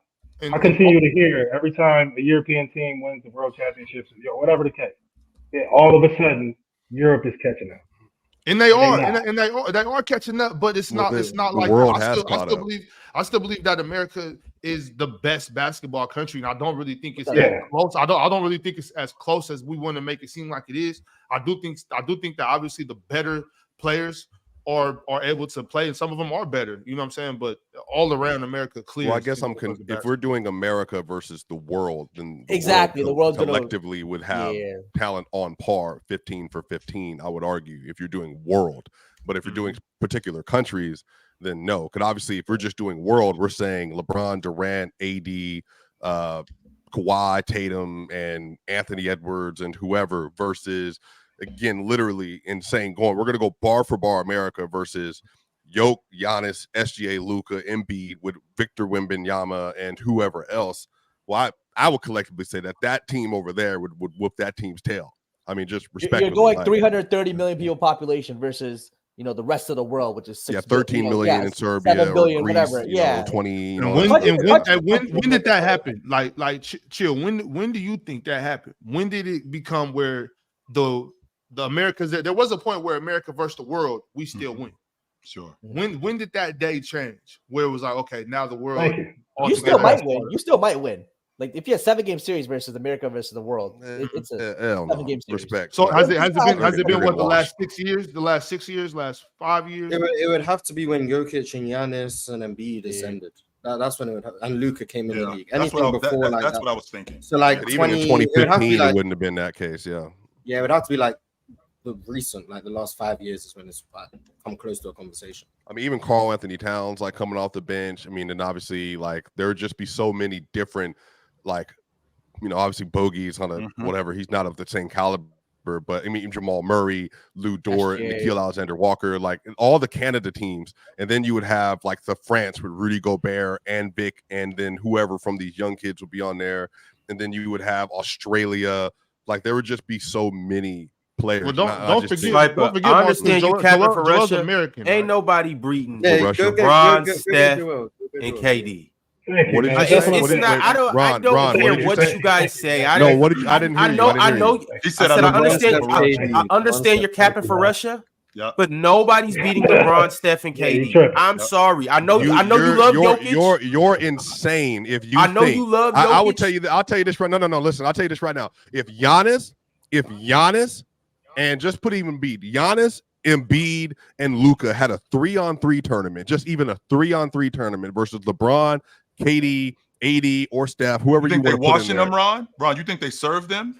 We're not talking about 5-on-5. We're not talking about 2-on-2. But they're not beating the best 5. We're talking about the best 5 in the world are all international players. 5-on-5, man. American. Nah, bro, I'm not doing that. So if you want, yeah. So Luka, Shea, Giannis, Joker, and who's the other fifth? Embiid. Guy? Embiid is the fifth. He's Cameroonian. That's against the world. Our best 5 Americans: Jason Tatum, LeBron James, Kevin Durant, Anthony Steph Edwards, Curry, Anthony Davis, Anthony Edwards, Anthony Devin Davis, Booker, Devin Booker, Jimmy Butler, Donovan Mitchell. It's a lot. Bam Adebayo. Bam Adebayo is from also African born. So, but he is American. He is American. Right. He's Nigerian. Oh, he was so Bam was born in Nigeria. I thought he was born in America. I thought he was American. Man, I could be wrong, man. Let me not. I thought he was born in. Yeah, I thought he was born in. Yeah. So before wait, time out. 3-on-3. He might be first generation. Nobody beat us in a 3-on-3. Nothing. What do you mean nobody beating us? I would put Giannis in them. I would put Giannis in them. If you give me any 3 with Giannis in the middle of that, I'll put them up against any American 3 right now. How is Giannis going to go downhill in the 3-on-3 tournament? Can you do something about this dude, man? How you going to go downhill in the 3-on-3? How you going downhill for Giannis? Yeah, but you're a skills coach though. So like I'm saying, put Giannis on the block versus. You don't think that if you just say Embiid, let's just say Embiid, for instance, just say Embiid. Embiid versus AD in the post consistently, right? And then if you want to put Giannis on the wing for whatever else, well then you want to put Luka out there at the point guard position, running pick and roll or whatever, like the 3-on-3 USA basketball for the women that Cameron Brink and them were playing and all that stuff. Just even that style, half court alone. Now, Durant, LeBron. Steph shooting would be a problem in the 3-on-3. That's what I'm saying. Like the specific stat. Would Steph be the third? Would he be the third American on the team? Yeah. No, if we talk about 3-on-3, then take Luka out, put SGA in, so that if they have more defense, then that's what I'm saying. Like then put SGA in that spot. But if we're doing 5-on-5, which is traditional, then what's wrong with what he just said, Ron? Whoa, go back, Ron. What he just said? Okay, chill. Take SGA out. I mean, I'm sorry, take Luka out and put SGA in for defense. I mean, what's the problem? He could chill. It's like, what does that mean? So he's saying make a defensive sub, and my thing is like I understand. Yes, make a defensive sub, but for all intents and purposes, it might as well be Mars out there guarding Steph Curry. Who is Steph guarding? Who is Steph guarding? None of them. Because he's not dealing We with talking about SGA. we talking about 5 or 3. Well, Even- I'm just okay, started okay, threes. okay, Just started threes. I don't want to. Sorry, Let's Mars. stay with 5. Let's Sure, stay, do 5. Do 5. Do 5. Let's stay with 5. Okay, Now, yeah, please. Because 3 is a whole let's stay with 5. SGA having to deal. I like SGA at this stage having to deal with Curry more than Curry having to deal with SGA. And SGA is better. Way more. Has been better. Guys. This is where the contradiction comes in. SGA is dribble. Right. The rest of those European guys aren't going to go for that. It's going to get in the way. SGA play like an American player. Canadians playing like Americans. It's not like Yes, Yeah, I was like, Canada, Everybody, y'all understand? I'm going to be like, yo, give me the ball. No, Like, SGA's not a ball hog, number one. But then no, that's not what I'm saying. No, that's but I'm saying, just like you asked, but he's not minimal 3. He minimal 5. That's fine. I'm saying, but but even just say like if we're gonna construct an offense. So I'm saying if I got LeBron, KD, again, I don't know who the definitive American 5 are. Cause I'm probably not putting Tatum in there above like some of these players. So I'm saying LeBron, AD, Durant. I'm just playing, chill. I'm just playing. LeBron, AD, Durant. Who do y'all want to put in there? Do y'all want to put Tatum in there? Like guaranteed, and then put and then Kawhi or Butler. Who y'all putting at the guard spot? Steph. I would love for Kawhi to be there, but who's the definitive 5 for you, Trey? The definitive 5 American players, since you're the one that brought the I'm conversation. putting Steph in there. Okay. I'm putting Steph in there. I'm putting LeBron in there. I'm putting AD in there. I'm putting KD in there. And y'all, it could be Kawhi, like a prime Kawhi. No, I'm saying now. Not you can't go back to the past. Okay, so I'm sorry. Okay, my bad. Okay. I can't go back because I don't know what Kawhi He said 2012 LeBron on the roster with 2015 stuff. This could be a prime Kawhi. We just don't know what his headspace is. So we don't know what time y'all. So, but y'all I'm taking. Hold on. If that's the case, I'm taking. What is that, Mars? I'm taking game 4, round 1, 2 years ago. Jimmy Butler, 56 points. If that's the case, I'm taking that specific player. Put Jimmy in there. We can put Jimmy in there. I was about to say you laughing. I'm not mad at Jimmy being in there. Yeah. I think Game 7, 2021, round 2, Kevin Durant. That's who we're starting in this game. No, we're not gonna keep harping on that. We can put Jimmy in there. Yeah, but I'm sorry, but if you're telling me that respectfully, if you're telling me, for instance, I'll even build this a real lineup. Okay, Luka and SJ at the guards. That's here. Luka and SJ at the guards. Or if you don't like Luka's fit because he dribbles too much, you can put Jamal, whoever you want, whoever the next international guard. Luka, you trying to no, I'm Jamal saying in there is crazy. No. I'm bro. saying I know. Team starts with Luka, bro. Stop yapping. I want to trade. So you're bringing up. No. You told me stop yapping. But you're trying to put Jamal Murray as the starting point guard over Luka. Next time I see you, it's getting violent. You know what? Sniper, it's already getting violent when I see you. Look, I'm trying to.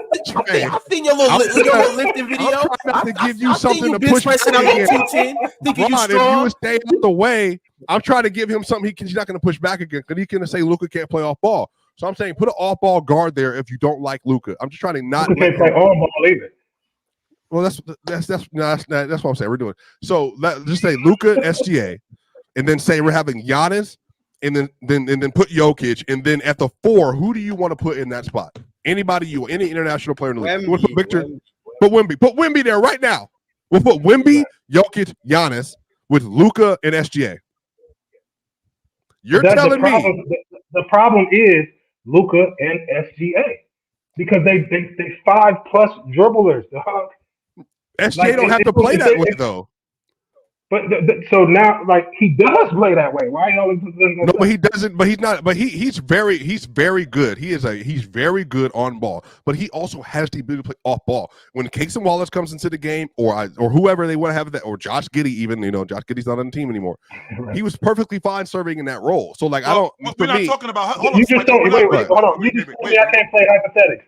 So you can't play hypothetics. But I'm saying he can do it though. Is what I'm saying. We don't know. We don't know. All we know is beat. No, we've seen him do this. Okay, but you're talking about what you're talking about, Swipers. You're talking about 2 different things. You're talking about him in Oklahoma City. We're talking about him internationally. We're talking. He could have played next to Jamal and Lou Dort in them this year. Right. So when he's playing on the Canadian team, how when he's playing on the Canadian team, he's not playing off the basketball primarily on that Canadian team. He's going to play. I guarantee you. Between him and Jamal, they're going to have a split usage for Canada this year. I guarantee they have a split usage. And when you say split usage, how much of a usage is that? Because I doubt very seriously SGA is going to be off the ball much when he's playing for that. What do you mean much? I'll be one to bet. I'll be one to bet they're both around 25-27%. Both of them. I'd be one to bet that. Who's better off ball between the two? I'm just curious. Well, probably Jamal, because he's a better spot up shooter. Like, he's a better movement shooter. That's probably why. Yeah, he's just a better overall shooter than SGA is. But I think that if you're, I like that backcourt. Like, I'm curious. I would feel so much better about your lineup if you took either Luka, which you can't, or SGA out and put Jamal Murray in there. Because he's a point guard, because he know how to move. I will feel better. Who's Kyrie playing for, Trey? By the way, who's Kyrie playing for in this? Kyrie ain't. No, he's coming up. He's not playing. Okay, he's not playing. All right, okay. I love Kyrie, but I do think America's advantage though is more in like the 6 to 12 roster spots versus starting 5. Starting 5 is going to be strong for both. 6 to 12, I think, is where America will probably. So Lauri Markkanen, Karl Anthony Towns, Bogey. Mm-hmm. Who else is coming off the bench for the world right now? For the world right now, all stars, relative players. Yeah. Lauri, you said Lauri. Yeah, we said Lauri, Cat, Bogey, Jamal. Who else? Mars? DeMontis. 1,000% DeMontis coming off the bench. That's a fact. Sabonis is born. Yes. Where's Keegan Murray from? American.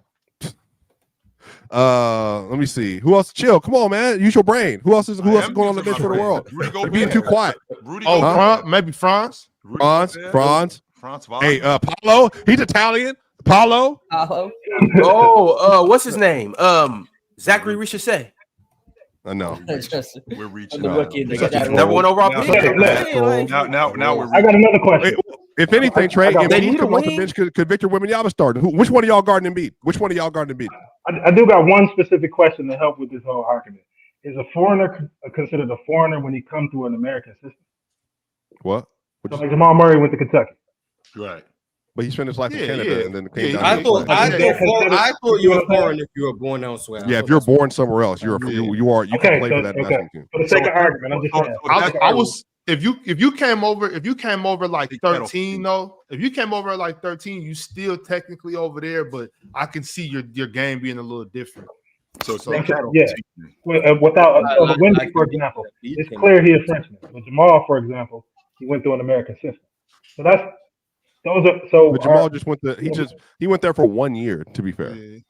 I mean, but that 1 year, there's a lot. Yeah, and then he set the record for the best score in Kentucky history for a freshman. Yeah, out of Canada, by the way. So then would LaMelo be foreign because he went to Australia? No. Does it work the other way? No, hell no. All right. Then How does it not work the other way? He only played like 5 games. He only played like 5 games in Australia. He was in Lithuania at 16, and then he went and played. We know that was a pub. We know that was a pub move. That wasn't a whole development. He was in Lithuania, and then he played a season for the Illawarra Hawks and got drafted number. Trey, who is guarding if SGA and Yoke start running pick and roll? Who on the US is guarding that? Dead. I mean, tell me who. Like, what are they doing? How are they defending that? SGA and all right, come on, bro. Chill. I'm for real. I'm about to call you after this. I'm so sick of you, this SGA slander. All right, say Luka then. Who's guarding the Luka Jokic or Jamal or any guard Luka Jokic pick and roll? Who's guarding that? Anthony Davis is going to be there. To do what? And do what? He's gonna show. He's gonna do what? He's getting cooked with a bunch of role players next to Joker. What's he gonna do when Joker has all-star and all NBA players next to him? Ain't he gonna have elite defense? He's not getting cooked. Don't do that. What are you talking about? You know what? Hold up. Just get. No, Jay. I'm so sick of this dude. He had chill. Put your hand down. He had 67 points, 25 assists versus AD in the first round. What are you talking about? With like 4 turnovers, 60% from the field, damn near. So you're talking about Joker. That's what we're talking about. Yes, versus Anthony Davis. So you're talking about him getting cooked. We're talking about him hedging on screens. That's what we're talking about. We're not talking about him. Luka's gonna put him. Luka. Ching. So it's not the same as Luka getting switched onto Rudy Gobert. Those two matchups are not the same. He got cooked by Jamal for game winners. What are you talking about? Now, AD was right there contested. Jamal made tough shots. Oh, okay. All right. He made tough shots, man. He made tough shots. Finals 2 years ago when he was on isolation, it was the same result. It was the same result. You the one who told us how bad Jamal Murray was in that series. What do you mean? Jamal still cooked him. Jamal just struggled. I think he shot less than 40%, something like that. Like 30%. No, I'm talking about in the one-on-one matchup versus Anthony Davis. He cooked him 2 straight years. If we're talking, and if I'm not mistaken, chill. They were 12-1. You just like I'm 12-1 versus you. They were 12-1 versus your beloved LeBron. If we're doing that, then we're doing the same thing going the other way. So if you're going Luka, I told you I'm not playing Luka. No, wait a minute. If you're going Luka, okay, you're going SGA and Joker and pick and roll. Yeah, that's fine. So I'm living with it. With who? With who? With AD rolling to the rim. So I got Victor Wembanyama behind me. So now we're Trey. Victor Wembanyama. Now we're putting James and AD in pick and roll with Joker. Now we're and Victor Wembanyama's behind me. Okay, and if I'm not mistaken, Anthony Davis has a damn good mid-range game. Anthony Davis has a damn good mid-range game. So he finally made one for one round. Now it's back. You have that. So you could the Victor Wembanyama that you have behind you. He didn't slow Anthony Davis down this season. It wasn't like he shut the door on Anthony Davis. As a primary defender, but guess what? He's a help defender. And you know who's on the court? No, shut up. You know who's on the court? Hold on. Who's Victor Wembanyama Gordon? Who's Victor Wembanyama Gordon? Giannis is also on the court. Who are they guarding? Giannis on the court. Who are they guarding? Swiper, I understand that. We can play zone. I will play zone versus you bums. And I'm cooking y'all. Cooking y'all. So you're going to zone up Steph and KD? We talking about they got the two. They got maybe, honestly, Victor Wembanyama and Giannis Antetokounmpo might be the best 2 help side defenders in the league. Right. We agree? They might be. They might be. So what I'm saying is, if I got Giannis and Vic backside, what we doing? What y'all doing? The point I'm trying to make to you is you could be the best help side defender ever to exist. You can't help off KD. You can't help off. Check it out. That's not get that casual. Look, Swiper. Listen, we're just talking about the pick and roll. I definitely do not want to join your anti-American campaign. This anti-American stuff that you're spewing right now. I definitely don't want to join forces with you. How is it anti-American? I'm talking. It's extremely anti-American, Swiper. I can't believe you're doing it. Can I be a realist? But look, Swiper. But hold on, Swiper, because I'm here to support you. I'm looking at it. I'm sitting here. I'm being silent. I'm thinking about the basketball game. I'm looking at it. And if we do a 7-game series, America versus the world, we're cooked. No, but okay. It's not even going to be fun. It's going to be about a 5-game series of ass kicking. You got to look at that squad, bro. We were just talking about the pick and roll. Who is going to stop America's 45 high pick flare? And then now that guard is in the middle coming downhill for either a pop to KD. Or just a 3-ball. I mean, they got Giannis and Joel. Yeah, if anything, if you want to do that, I'll take Jokic out, and then we're switching everything. I put Vic at the 5. What's up? We'll switch everything. They got Giannis and Joel. Listen to what I'm saying. Chill, you better stop yelling. Chill, you better stop yelling. I know that, Trey. Trey, go ahead and talk. He's being disrespectful. Trey, go ahead and talk. Mute his mic, Ron. Mute his mic. Listen to specifically what I'm saying. That 45 high pick flare in the middle. Now Steph can choose whatever he wants, or he can choose on the right wing. The person setting that pick is KD. So that means it's going to be a mismatch either way. Switch. Who's Steph cooking in 2024? Who's going to switch? Giannis? You going to cook Giannis? Listen to what I'm saying. Listen to the specific play. Coming around, when he catch the ball, Steph is already for a spot. When he get hit with the pick, that means that big is already dropped. That's what I'm saying. Why am I playing drop? Because he's getting hit from a pick with KD. No, but I'm saying, but he got to drop the help. But if I nullify that though, by how do you nullify it? But you can even because if you don't think you can preach. Go ahead. Either way though, chill, nullified it or not, like that's one specific set right there. That play there is not going to save you in a 7-game series. There's too much other things going on that other end of the court. On this end of the court, Steph not going to play Steph not gonna play 38 minutes. Okay. The And if only he thing does, that that's the that's only thing Point guard's not 4'10. Trey, Who LeBron can't play defense. you want to Steph sub can't in when play Steph come off defense. the floor? Hold on, LeBron can play. Hey, we got point guards to go all the way down the line. Who do you want to Hell, What do you mean? Who you bringing in? Who you bringing in? Who? Who you bringing in? You De'Aaron, you better choose. respect. You better respect De'Aaron. Fox. De'Aaron, Jalen Brunson. We can keep going. You better Damian keep Lillard. going. We can keep going. better respect Trey y'all. Young can come and get the We point keep from the going low with the guard. guard. We can keep going. We can keep going, but hey, don't do that. Like Keep like, Trey I know- at home, bro. The determining factor of this Like, game is the guard play. It's the guard play. The determining factor of this game is the guard play. It is not the big. Yeah, and then you're getting pummeled on the rim every single possession on the defensive and offensive glass. Every possession. And on top of that, Trey, the world's bigger than you. They're bigger than you at every spot. We playing NBA rules or Euro rules? Man, we can play whatever. We can play in-house, backyard, NBA, Euro. We can play whatever. You have to play FIBA rules. Right. Yeah, and then as soon as you miss a shot, running.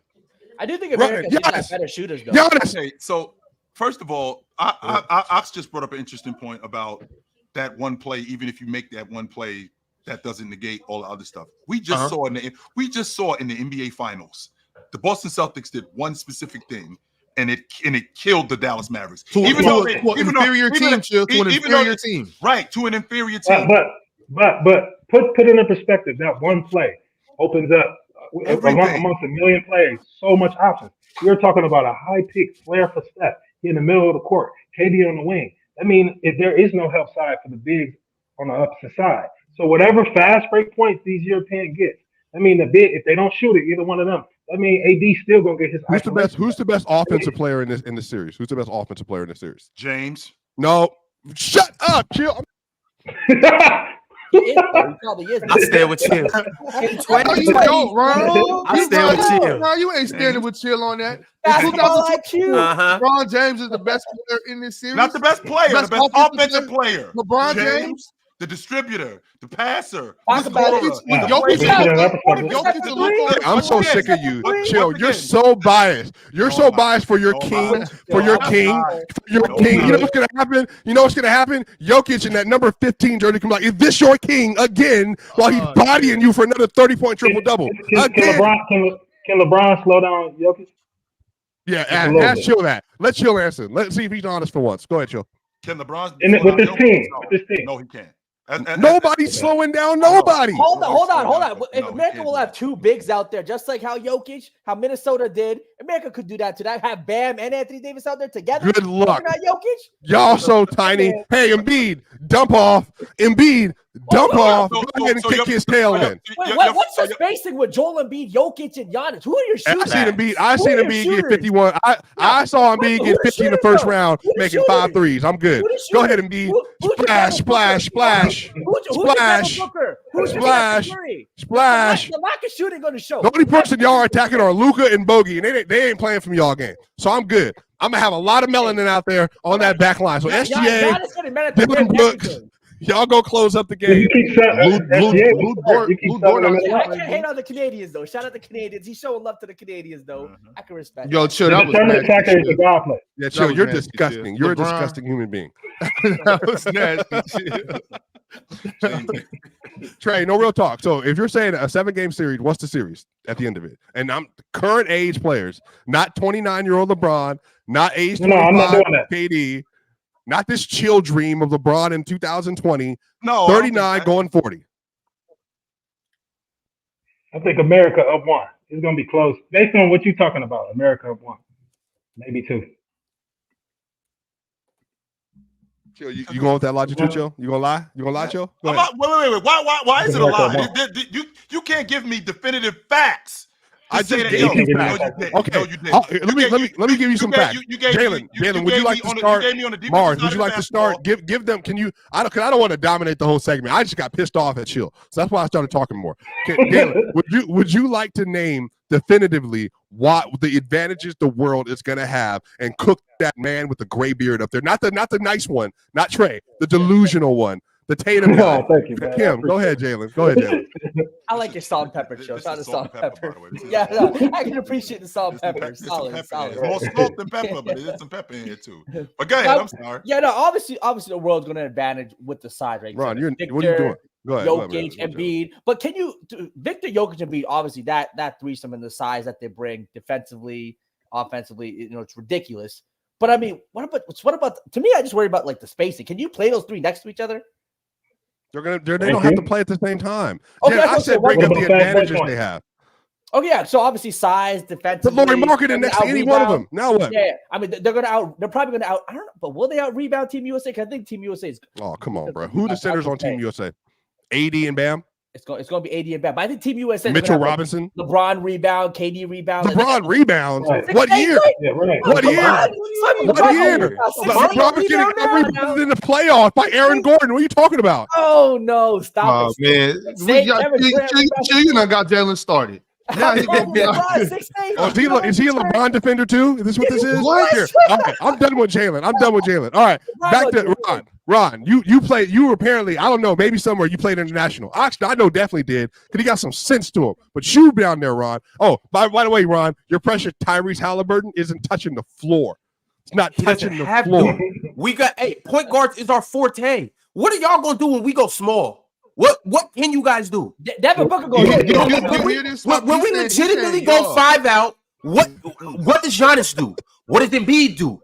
Put any one of them at the 5. Wait. Hold on. Hey, what does Luka do? Hold on. Put Wemby at the 5. Be specific, What Ron. does Wemby do? Be specific, Ron. What's the 5-out lineup you're talking about? Who is this 5-out lineup? And then we can work from there. Yeah, put 5-out lineup. Yeah, let me hear this. LeBron at point. Hold on. Let's hear it all. Let's hear the whole 5 before we attack him, guys. A 5-out lineup is literally anything we do because AD can space the floor enough. Well, so Giannis is in the game. If AD's out there, Giannis sub 30% three-point shooter. Giannis can be in the game, but I'm saying AD, KD at the 4. I still got LeBron out there. I'm really going with our starting lineup. Steph, and then it's like we could put Jason Tatum or we could put Devin Booker out there. What the thing about it? Sub 30% three-point shooter. That's a lot. But you have to respect it. But you have to respect it. But you have to respect 3-point, sub 3. So in the so playoffs, Luka, did you watch the finals? I watched Luka too. So yeah, I did. What's that got? I'm not playing Luka. Luka's not playing. He's good. Fourth quarter, he's out. Fourth quarter, he's out. He's out. Go ahead. So Yeah, not look at playing the problem. at all. Yeah, look at the In the problem. fourth quarter? I don't need to close with him. Okay. Yeah, look at the problem. Go ahead. So that's the 5-out lineup. Now do the 5-out lineup, chill, for international folks. For the international folks, the 5-out lineup, I think you're going to start with Luka at the 1. Okay. You're going to start with Luka at the 1. You're going to go with SGA. SGA's not a floor spacer, so you can't say that's a. You can say it is, but SGA ain't no 3-point shooter. He got the mid-range, but 3-point shooting. And then your front line goes Joker, Embiid, Giannis. That's your front line. Giannis ain't no shooter. Why is that a 5-out lineup? That's not the 5-out. I didn't say. I said a 5-out lineup, not a 5 clink You got the lineup. lower, 5 yeah. out. So Swiper, your 5-out lineup. You go with Laurie Markkinen. Let's see who else. Paulo might be in there. I don't know. Paulo is not a. I would take Franz over Paulo, to be honest with you. But who are your 5-out? So Porzingis is available for the World. Who's available for the world? Wrong. Kristaps. No, he's not. First of all, he just had surgery. He's out 5-6 months. So we're playing this game tomorrow? We're not playing. No. But for the 5-out chill, you can have Laurie. You can have Laurie and Giannis.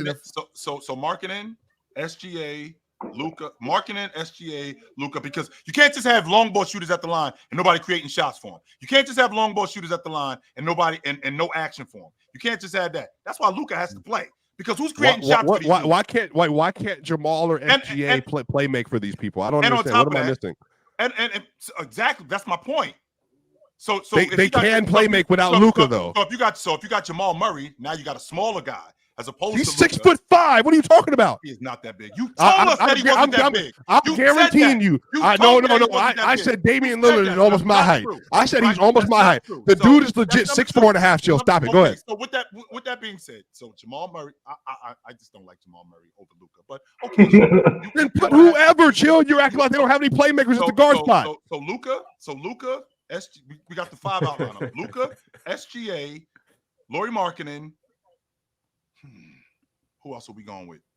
I can't go with Jamal Murray because that's small. Can't do that. Can't go with Jamal Steph Murray. Curry. Is Steph Curry's out there? He's 6'3". What are you talking about? He's small. Why are we making this so difficult? It sounds like it's a lot more difficult. SGA, you put SGA on the court, you put Jokic on the court, you put Porzingis on the court, you put Lauri Markkanen on the court, and then you put whoever else you want in that other random position. If it wants to be Luka, it wants to be Jamal Murray, you want to put Franz Wagner, I don't care. Just put Lou Dort. That lineup is getting absolutely slaughtered by our bench lineup. Thank you, man. Call it what you want. You guys don't spend 10 minutes saying what's the 5-out lineup. It's not that hard to come up with a 5-out lineup. It really isn't. Mars is right. It really isn't. So Mars, that's a better 5-out lineup than the other one, by the way. So Joker, Lauri, Luka. I'm so sick of y'all. All the best players on the world side. That's it. So Joker. Wait, Ron. Are all the who's the best player in this series? Who's the best player in the series, Ron? Lie. You're probably gonna lie. Who's the best player in the series? Be honest. Pretend you were an honest person. The world got the 3 of the best players in the world. The world got 3 of the best player. I mean, if we're being honest, it's Joker. Ron, just hurry up and say Giannis. You're lying to yourself trying to say anything other than Giannis. Luka, Jokic, Giannis, and Embiid are the 4 best players in the world. I think it's Joker. They're just the 4 best players in the world. 3 of them are. So if we're doing that, if you got 4 to 5 best players in the series on the same team, wait. So okay, hold on. I'm going way back. If Jokic is the best player in the world, but LeBron's better than him offensively, I came off that. I came off that. I came off that. So you don't got to move off of that. LeBron's situation can be more valuable. Jalen. I'm just saying. I came off that. Nobody asked you, Jalen. Yeah, I came off that. No, we're not doing that, Mars. But USA still winning. So isn't that problematic if the 4 of the 5 best players on the sport, and the only reason that Chill is not going to say it's all the 5 is because of its precious. I'm not going to bring his name up because Mars is going to sound. Mars is going to say I'm hating because he has to. Trey, have you know Chill well? Yeah, I mean, since we've been doing this, he will protect. I'm not going to say his name. He will protect Agent Zero better than anybody in the world. So if I say SGA is better than him, Chill's going to be like, oh, but he won the NBA Finals. He's a 6'10" versatile wing. So I'm not going to say it. Okay, 4 of the best 5 on international teams. Trey, we have Trey, can we put some right? We have it, but since we're on the subject, okay. So Trey, you as a baller, I got a question for you. Oh my God. You as a ball player. 2 years ago, two seasons ago, not the 2023 season, the 21-22 season, SGA and Jason Tatum, was that a conversation? No. It was not a conversation. So then we get to the 22-23 season. SGA has a great year. Meanwhile, Jason Tatum goes on to have a career year that year. The next year, which is this year, Jason Tatum, his team wins the NBA Finals. All right, but let's take that off the table. I'm sorry I even brought that up. SGA has another career year. He's awesome. Jason Tatum has a lesser year, yet still a first-team All-Pro. So they both been first-team All-Pro back-to-back. My question to you, Trey, is how do you now lead? SGA's finished ahead. By the way, Trey, for context, SGA's finished ahead of Jason Tatum in the MVP race the last 2 years. How do you leap me if we weren't a conversation 2 years ago? The next year, I have a great year. I have a career year. You aren't close to me. I have a career year, and then the next year I have another great year, and I'm still playing at an all-pro level. How do you jump me? Look at doing jump ropes for him. Can we all agree that if a foreign player plays well, just a little bit better than an American player, or not even better, that there's a little bit more. I hear what I'm This ain't no American foreign thing. I just think SGA has improved. No, wait, let him finish. If you want to call it an American say the international players get a boost for being on the same level. Go ahead, finish that statement. Yeah, that's what. Yeah, like sometimes players do get a boost. Sure. For all marketing purposes. 100% they do. Like who? Yeah. Name a player in recent memory that gets a boost. He's talking about it right now. Yeah. You think SGA's got a boost? Wait, SGA's getting a boost because he's from another demographic? He's from Canada. He getting a boost because he's 25 minutes from Portland. I was gonna say. Time out. I got a serious. Okay, great. I got a serious question based on this. Do you not think that people get drafted in a certain order based on demographics? Not only that, not only that, Trey, don't stop there. Are you saying that the NBA doesn't market guys because of a certain demographic? Are you saying that? Yeah, like if you got to choose somebody from Detroit, if you got to choose somebody from Serbia, who going? And if they like, what does that mean? Detroit though. Wait, hold on. What I think this argument being used for a Canadian. What Serbian got real motion in the league other than one Serbian? So who are you referencing? No, I'm just giving a generalization. Who gonna sell the most jerseys? Who gonna sell the most league passes? Who gonna sell? Because this is I can tell you who's not entertainment, it right? ain't the dude from Detroit. It ain't the dude from Detroit. Hold on. Anthony Edwards is getting more push than Luka or Jokic. That's a fact. That's how much you got to kill to do it. No, you do not. Hold on. He's not better than those guys. Chill is such a capper. Chill is such a capper. Hold on, Swiper. Go ahead, Morris. I'm so sick of that man up there. Chill tried to tell us. Swiper not coming back to camera ever. He tried to But tell no, us. for real though. It's not away from the basketball part. Is this not a real like this is a real? Clearly not. No, I think the NBA would rather push an American basketball player, especially for its American market, a jersey sales. Anthony Edwards is being called face of the league for having a hot start to the playoffs, and then he goes 6-24, and here comes Chill. He still played great, you guys. That's literally what he did. Whoa. People called him the face of the league because he didn't shoot the basketball well, and he's won nothing. No, you're not going to do that, Swiper, because we sat up here and had a conversation about guys who didn't shoot the ball well, but still contributed and still were considered the face of the league. Kobe Bryant, 5 for 20 in the NBA. Kobe Bryant had 3 championships. What are you talking about? He had 3 championships. What are you talking about? Basketball well. He had 3 championships and an MVP. That's not a conversation. Chill. You sound biased. Not only does he contribute, they win. That happens. happens. So what are you talking about? The conversation you always talking about moving Put the goalpost. Your finger down. You do that all the time. No, you get back on camera. I'm gonna keep my finger right here until you get back on camera. That's what I'm gonna do. Get your ass back on camera. You in particular, because you talk to me out of both sides of your mouth all the time. You do that with me. Yes, you do. But that's not a real thing that we're talking about, even with this draft. Clearly not. Like we do have NBA players. I don't think Europeans. We do have NBA Japan. Yep. Huh? Yeah, we do have a lot of NBA academies being built around the world. We just had a kid from Switzerland. Yeah, that's. And I'm not saying I'm not taking away from their skills. Yeah, I'm not taking away from nobody's skills, because these guys can play. But if you have to choose between a kid from Detroit who got a rating 9, and you got another kid from Switzerland who got a rating 8, they're going to choose this kid. Yeah, that's business. I don't understand that. But when's the last? No, hey, wait a minute. Time out. I need a real example. Wait a minute. Hey, Ron, get your boy. It's getting heat over here. That energy that Trey was talking about earlier is about to come out. Shot at your face. Listen, when is the last time an American player was considered a consensus #1 overall draft pick? When? Wait. Matter of fact, hold on.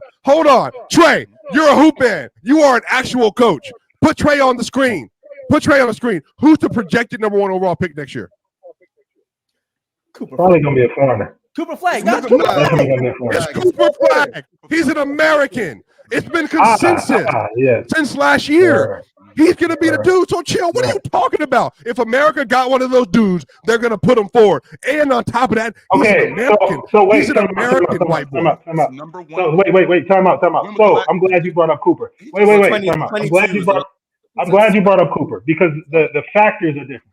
You can have a foreign kid who can average 12 points a game, not play so well, and still get #1. Cooper has to play at Duke and average 20-something.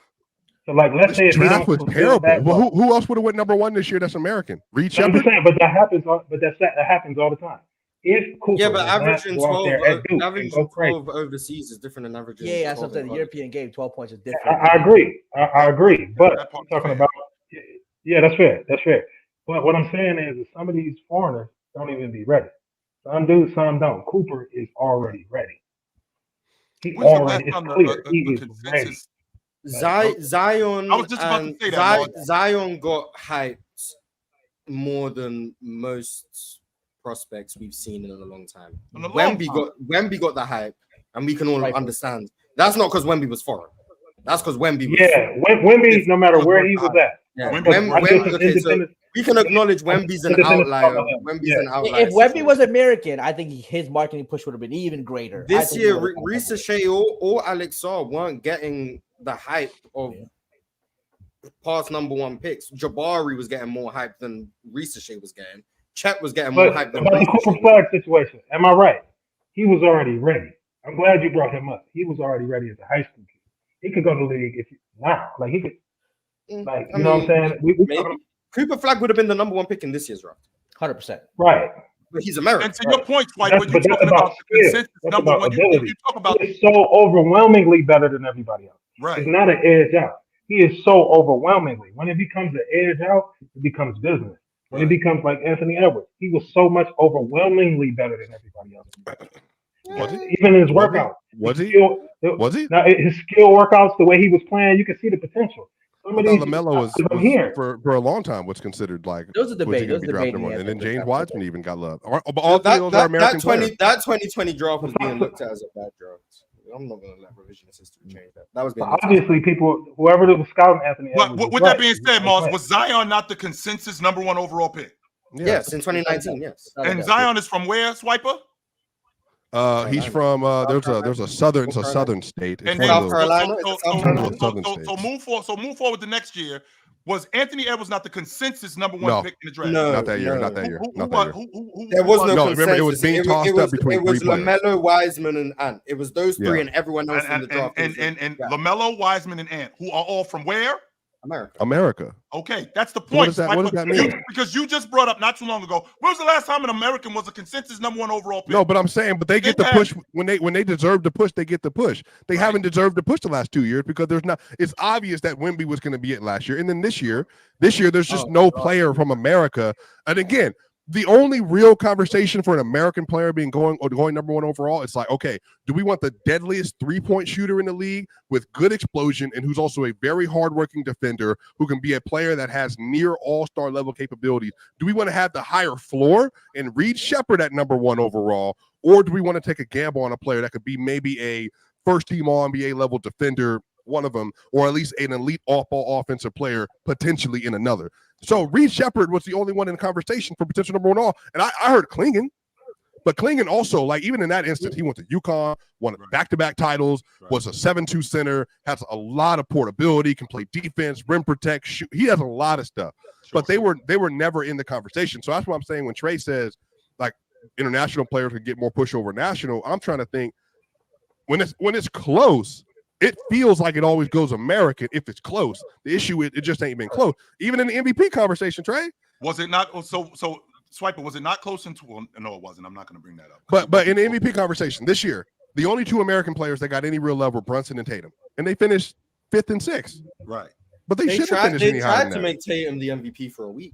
Yes, Stephen A. Smith said he's my MVP today. I just can't, player wins 60 games on the one place for 64 games, number one record in the NBA. I never had him, and you know how I feel about Jason Tatum, but I never had him as the MVP. I never thought it was a serious conversation, but I do think he was in the conversation. But that's not the point.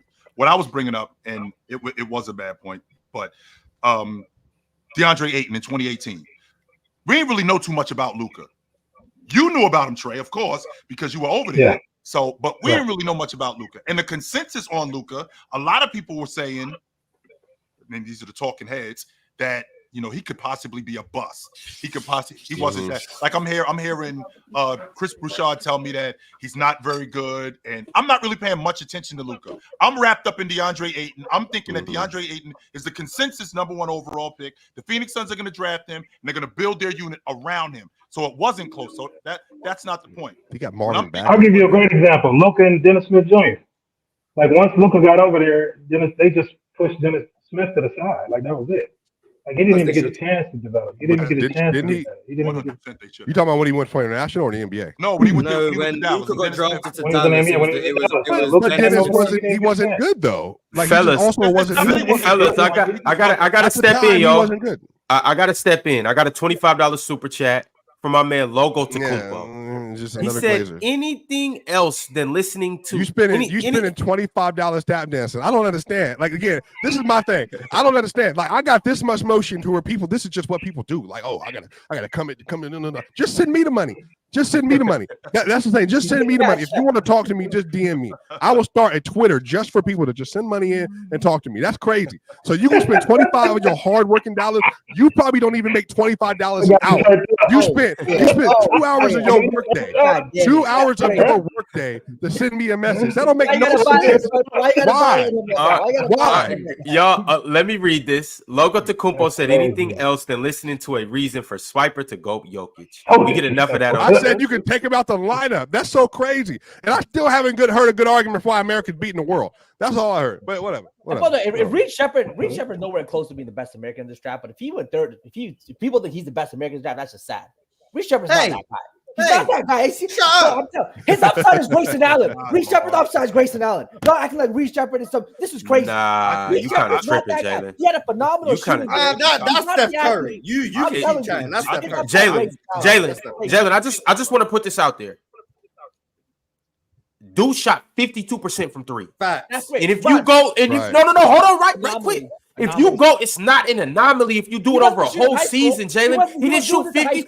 He didn't shoot 50 in high school. That matters. High school. He did it in the SEC. He's not going to be. He did it in the SEC, bro. Are you Jalen? Are you okay? Bro, he did it in the SEC.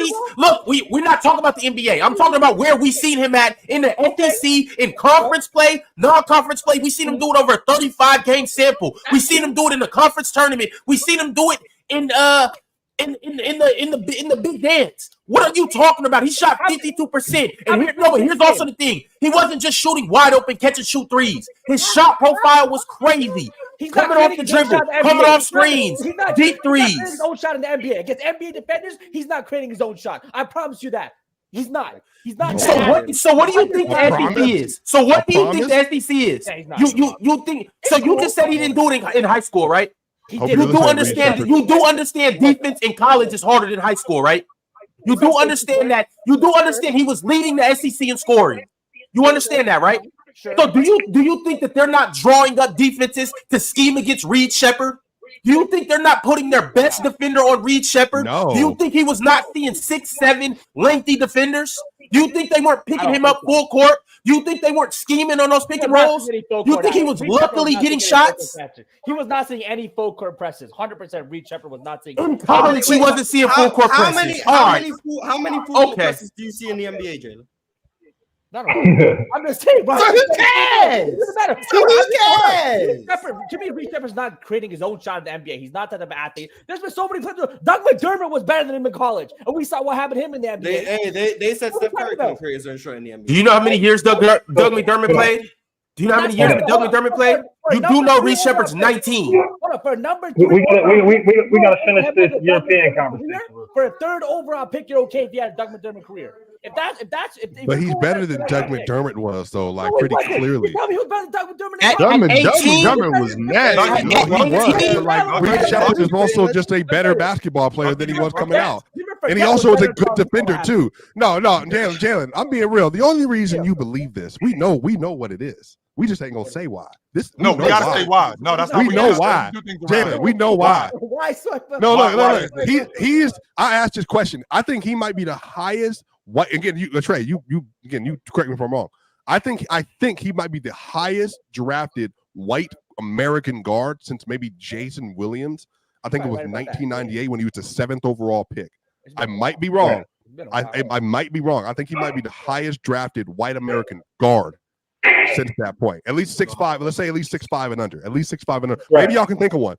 Because I thought Steve Blake went in the second round for Maryland. Yeah, he's undersized shooting guard because he's not one. He's not that fast.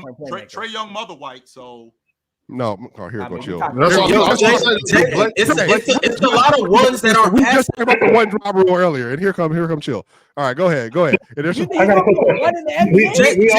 a lot of point guards. It's a lot of point guards that aren't passers. But hold on, Yo, Ron, yo, I'm gonna gonna win in the NBA. I'm gonna When, go hey, with when one did of- Jimmer go? I'm When gonna did Jimmer go? Yeah, was we 10. picked Jimmer Jimmer was at 10, 9th, right? I think. Nine. I think So- we picked him 9 ninth. to like 10 or 11, something like that. Yeah, it So was something then, like that. so We picked him then, early. so there's nobody. That's what I'm saying. There's anybody? Is there anybody that's gone top when 5? I think we picked Nick Stauskas. Nick Stauskas is kind of early Nick too. Stauskas was 11, I think.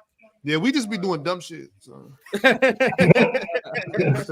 look, I got a quick question about back to the topic about the Europeans being marketed a little more. Like we all see Wemby's greatness. Am I correct? Yes. Yeah. Like we seeing what he's doing, right? But American players, they won't get the same chances as much as the European player because That's the market. crazy. I think they get more. So let me finish. Let me understand. Let me help you understand why. When Wemby played, he played for Asvel. Like this was when he started to escalate. He didn't do so well in the EuroLeague, right? Mhm. So then they put him in the French league so he can play less games and he can get higher numbers. So once Ronald March, he one of my young boys. He played for I think Sherrill or one of them teams, and he was the second leading scorer under Wemby. So you would think, okay, Ronald about to go to the league, and they blew Wemby and them out. They blew level Wild twice with Wemby.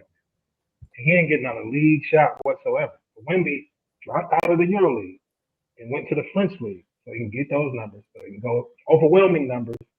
So he can. Don't get me wrong, I'm not taking him away from him. He's 7'5". He can dribble. He can do all that. The person who turned Wemby up, who got him right, was an American trainer named Tim Martin. Because he went to Europe, he got him right, he kept him focused. The NBA knew he was working with him, therefore he transitioned and got ready. But if it wasn't for that American push, if it wasn't for that marketing push, this dude was having billboards in New York before he was even getting drafted. Like before he even got drafted, his shit was already set. So imagine, and mind you, NBA Paris, mind you, all these academies in Europe, mind you, all these things. Sometimes Europeans, but I'm not going to take nothing away from Wemby. Wemby going to go down as one of the greatest players of all time. But that push is real because you got to think, who's going to sell the jerseys? Who's going to sell the league passes? Who's going to sell all this stuff? Like, it's real. But most of the highest grossing jersey sales are all American players, though. Wemby moved up, but it was definitely LeBron for years. Definitely LeBron. Jason Tatum had the highest selling jersey. Yeah, so now we got Tatum, all this whole. This is the new wave. That's what I'm saying. This is all new. Everything I'm talking about is now new because now LeBron is on his way out. Now Steph is on their way out. Now the NBA is such an international thing. It's so much money over here, so many dollars over here that you got to push these players. At the end of the day, the NBA is entertainment. And if you got a player who is just as good, just a little bit better than an American player, you're going to select this foreign player every time. Of the 15 highest sold jerseys this year, 1, 2, 3, 4, 5 were American, and everything else was. And then the highest selling this year, top 5 were Steph, LeBron, Tatum, Victor, and Giannis. But we get why Giannis and Victor, though, they're highlight players. They're it's Victor's first year, so this is like jersey sales going to be at the highest when you're a rookie. And it's going to be like that. He's probably going to get to number 1 at some point. Yeah, you've never had an NBA. jersey. That's going to be. They invested in the longevity. Like they're investing into these players and the longevity of these players. Like one player sometimes isn't the determinative factor of wins and losses and stuff like that. Wemby is. Now, since we see what he is, but when they first saw him, they didn't know that because he wasn't doing well. When he was playing for but I will say, America, they push because America is the only place you can get role players to be in top 15 in jersey sales. That's all I'm saying. If you a good American player, they'll put you top 15 in jersey sales. Mm-hmm. Real talk, because Caruso. Austin Reeves, they get the boost from the LA market. A certain player on the NBA championship team, he gets a boost for being a role player in the NBA finals. It just happens, bro.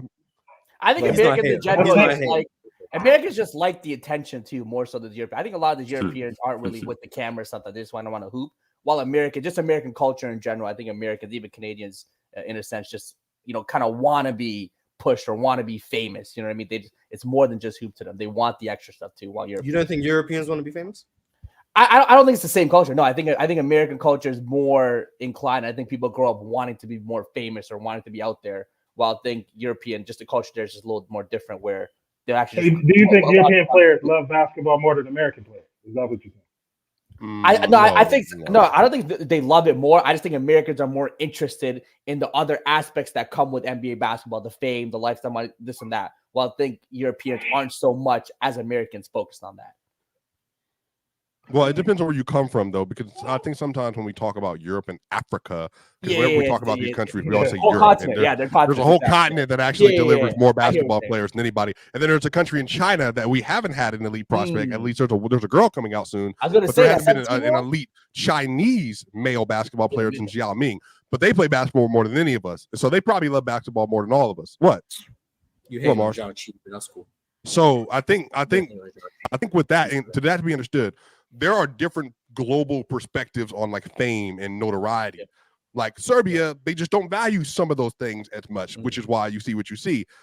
In Greece, you know, Giannis obviously like he's good in the film and in the camera and stuff, but Giannis was, as you said, Trey brought up, they didn't like the fact that they had Nigerian immigrants in Greece for a very long time. They treated Giannis and his family like hot garbage. Didn't give them jobs, didn't give them food. All of a sudden, all the boys got to be about 6'8". They were like, "Oh, I think we want y'all to play basketball for us." And they're like, "Oh, come on and play for the Greece national team and all that." And so then you definitely will get that boost, but it's just a different reality. I think in America, we're so bred by performance and individualism because that's just the way we get marketed. That's the way we make money. You have to stand out. And I think to your point, I think the numbers matter more in America than they do internationally, because I think internationally, if you can play a team ball and your skills are there and they can see your overall game, like holistically, I think that's just a little bit different than if you play at the even the Ignite. Like you might, matter of fact, wasn't it Ron Holland and them? They didn't score like crazy for the Ignite. They were scoring really well, but like, I mean, it wasn't like they were averaging like 30 points a game or anything like that. People just saw they were really skilled. They were really talented, and you give them more volume. You build the offense around them. Ron Holland can do more. Scoot Henderson can do more. I think if you just have to show your overall game, but Swiper, wouldn't that compound Trey's point? What you just said about us, about America being so conscious of selling things, the fact that even if it's an international player, the game is American in NBA. So the fact that it's an international player, it's going to make the game bigger. It's going to make the NBA bigger. If we can sell an international player, that makes our game bigger in America. We can sell wouldn't that be inverse? So wouldn't that be inverse because the best players are now international, so we have to market more internationally now? Well, actually, it wouldn't, because we do have American players in the game that are awesome. It's not like we don't have any American players. But I'm saying we've never pushed international players like this, though. Dirk didn't get pushed like this. Duncan. That's what I'm saying. It's the time. That's what I'm saying. This is the time now where this is going on.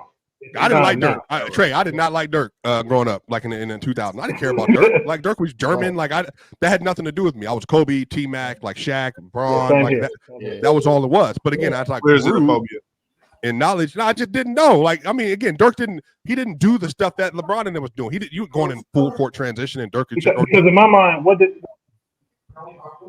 people forget Dirk was seen as a choker because Baron Davis was over there. Baron Davis. That teaching? I didn't like Andre Kirilenko all that much, but he was a good player.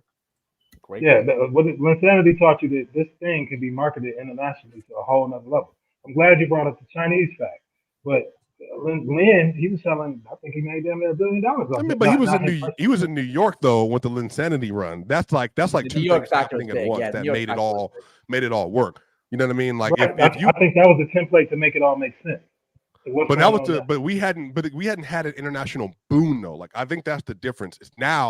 It's like if you're not marketing the world, you're literally missing out on your best product. Now, you know what I mean? You understand why, though, right? But the reason why that is because we live in the information age and things are more accessible than they were. Prime example, you just brought up, you wasn't really bothering with Dirk. The reason why you wasn't really bothering with Dirk, one, he wasn't on TV that much. Two, you didn't have that much access to him. If Dirk was on TV, as good as Kobe Bryant was, as good as T-Mac was, as good as those guys were, if you saw Dirk more and you saw how awesome he really was, you would have definitely gotten into Dirk more. I mean, Kobe, but no, we seen Dirk enough. Yeah, Kobe, Melo, and them. Respectfully, Swiper, you yapping right now because we seen Dirk in Dirk was him. Dirk was him from he was 2001. Great, I didn't like him more than Carmelo and Kobe. When did Swiper say he ain't see Dirk? He just said he ain't. Yeah, that's not what I said. He said.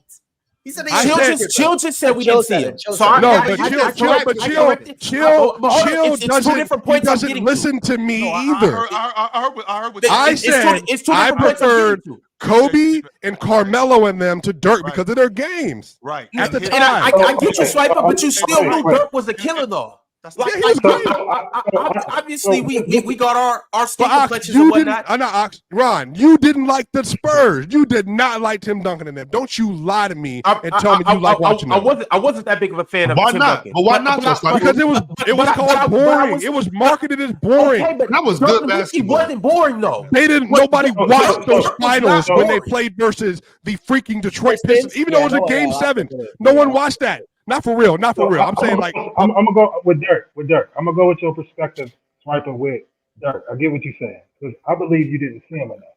So what made me like Dirk, right, is I heard a story about Charles. Chill, you were 30. Barkley That's different. Went over to Germany, and what makes people like people is the culture of basketball, correct? I was With me 11 years old. specifically, a lot of people like me in Europe because they hear that I beat a bunch of European players one-on-one, and I did the whole shit, right? So it's the culture of basketball.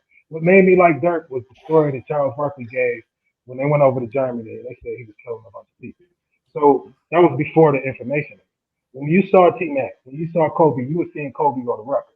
When you saw T-Mac, you're seeing him drop 12 points in 3 minutes. You're seeing Vince go to record, do 360 windmills and shit. It was the culture that made us like, especially around that time. That's why you didn't like Dirk. But if Dirk would have been now, he would be. We got people sitting up saying Luka is better than Dirk now. No, he's not. Stop. It's because he's not, but people saying that shit. People saying that shit. I don't believe he is. He is. But you got people saying that shit. He is. He's not. Well, I just heard Chill say LeBron's a better offensive player than Joker in the year of our Lord 24. Okay, So once again, I was stop. you were not trolling. You were defending your fandom. So You were defending. how am I gonna so Swiper? How am I gonna say that he's a better offensive player than Joker? One, when I think Joker is the best player on the planet. And No, two, because I Mars think called Jason you out Tatum and is then you better changed than your Joker. position. It's because you think No. Jokic a lockdown defender for him. No. Again, how am I gonna honestly say that James is a better offensive player than Joker when I think Joker's the best Chill. player on the planet? I've been trying to figure out why. I've been trying to figure out why you say half the stuff you say in the first place. So I never know when you're trolling. Half the stuff that you say goes in one ear and out the other with me. You Chill. That's because you need hearing aids. That's the difference. I heard all that stuff that you just said. I hear just fine. Half the stuff that you say goes in one ear and out the other with me. You just talk fast, so it sounds good. Give me a break. Talk fast, so it sounds good. Fellas, I gotta get to these super chats, and we still haven't really dove deep into the lottery and just the first round in general. So we're gonna read these super chats and then we're gonna talk about this draft. I need to know who you guys' biggest sleepers was, X, Y, and Z. But as of right now, I gotta tell you guys to like the video, and also too, we're gonna be on Playback today. Obviously, we got the best show on the platform. Open Gym coming on right after this. Dynamic duo of Mars and Damo. But Ox, where are you gonna be at later? I'm gonna be on Playback doing some WNBA. Oh, Yeah, a little bit. You know, y'all make sure they tap into Might that. tap in, Ox. Might tap in. Got my. Actually, I believe J-Rob is actually kicking the WNBA off today. J-Rob is first. so J-Rob got the Aces in the sky. He got Angel Reese versus Asia Wilson. And then right after, Ox got the Indiana Fever in the Seattle Storm. Yeah. Jewel Lloyd and Caitlin Clark. It's a good day to be on Playback. I actually run Nneka Ogumake and Aaliyah Boston. That's the match. That's not really Ezzy Magmador, but Okay. you can give it to Nneka. And All right, Al Charles. Watson forgetting from the logo today, 6 p.m. Eastern. Be there to watch it. Best show on the platform from the logo. We're always keeping it honest over there. Check it out. The 6 show p.m. has definitely upgraded in recent times. Oh no, Mars. God, All right, so make sure y'all tapping in with everything. Make sure you tapping into the WNBA games on Playback. Make sure you tapping into Open Gym, and definitely tap into From the Logo as well. But as of right now, I'm gonna go ahead and tap into these super chats. Appreciate everybody that's in here. Drink More Water said, I'm curious. Looking back at who was available to get picked, who should the Bucks have drafted at 23? Along with that, who does he play? Who does he play over on that roster before FA? Free agency. before free agency. Getting championship ready rookies this late is uncommon. Ryan Dunn. Ryan Dunn. I think he plays. He's one of the few pro ready guys that they have right now in the draft. He's one of the few of them, and he would have played immediately unless Doc Rivers was on some nonsense. He would have played immediately. Terrence Shannon would have made more sense than AJ Johnson. There's a lot of players who would have made more sense. I wouldn't have been mad at Terrence. I'm not gonna lie, but I mean, I'm just a lot higher than you guys on the potential of AJ. I get what you guys are saying. Get somebody for right now, definitely. But I mean, chill. As you know, like tomorrow's coming. 2027 is gonna be here before you know it. 2029 is gonna be here before you know it. You're gonna need somebody that year too. Hey, a lot of people probably wouldn't. If Giannis was in this draft at 23, and I'm not saying that AJ's Giannis. I'm just saying because we're talking about the Bucks. If he's at 23, are they gonna take Giannis? Absolutely. I don't know how much they feel about AJ Johnson, but I know at 23, if I see AJ on the board with the way I feel like he's oozing potential, I'm taking him too. Giannis would have gone sixth. Number one. Giannis probably would have went number one in this draft. Oh yeah, well, without a doubt. Top 5, maybe. No, even without hindsight, if Charlotte had taken TidjaneSalaun, they would have took Giannis if he was in this draft. Because he's undoubtedly a better prospect. So Giannis was going to drop to 23. Yo, y'all hear that? Yes. What is that? Who's someone cutting? Somebody in the barbershop? Oh yeah, that's you, my man Trey. I don't know what's going on over there. Hey, try to log off and then log back on. Okay, bet. All right, come back in. Yep. It could be the ceiling fan or something too. I don't know. All right. Gandhi KV2 said this Knicks team was built to beat the Boston Baked Beans. Minnesota was built to beat Denver. Any other teams in history you can think of that was built to beat a specific team / player? The 18 Rockets. The Warriors. I mean, 2018-2017 Warriors. That's what happens when you win a championship. So the Warriors were built to beat LeBron. So say had the team up to beat LeBron. Beat the Cavaliers. LeBron. That's what happens when the Bulls was built to beat the Pistons. I didn't know you were a LeBron dude. The Pistons was like built. This. Oh, he's a glazer. That's crazy. The Pistons Is it worse than chill? Once again, Swiper. Is it worse than chill? Like his Jalen's Jalen's worse than chill. I didn't know. I honestly didn't know. Yeah, Jalen's bad. Yeah. Easy to Warriors. Jalen, it ain't nothing wrong with blazing a man. Okay, first. I'm just saying when you're maybe the greatest athlete to ever live.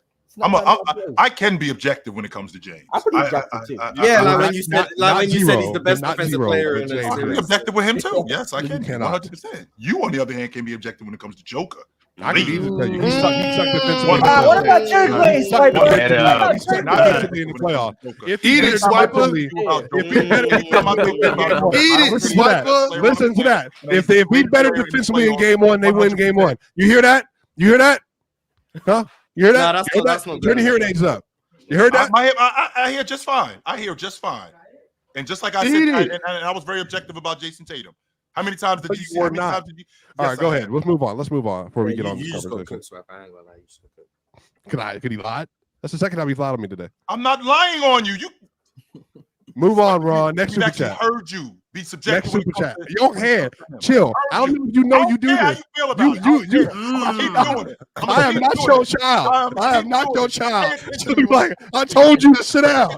I told you to sit down. Stop touching that stuff in the store. That's what he be doing. Stop touching that stuff. Well, maybe you should stop touching shit. Yeah, keep your hands in the court. What you doing? DSG Piccolo said, let's get back to the draft. What the fuck was Charlotte doing? Agree with Mars. Johnson probably would be there for the Bucks with the 3rd pick in the 2nd round.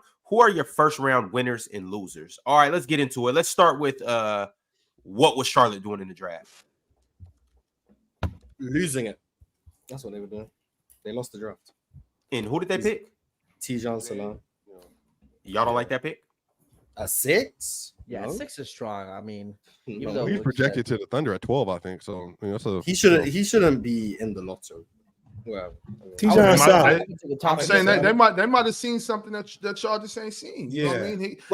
Clearly. They could, they could be want something. You got to remember too, like I'm not saying that you didn't, Morris, but I'm saying like their research is a bit more extensive. You know what I'm saying? For sure. Donovan Clingan and LaMelo would be cold. They might have some different plans for him though. You know.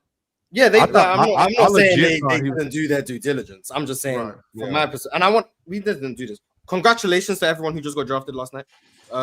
This is for a lot of people. This is a lifelong dream. This is life. So congratulations to everyone. Life-changing contracts. Yeah, Man, so get to look after your family. Some people haven't seen this type of money before. All of that. Congratulations to everyone who got drafted. As long as you stay out of Seattle, get to do some big tricking, you know.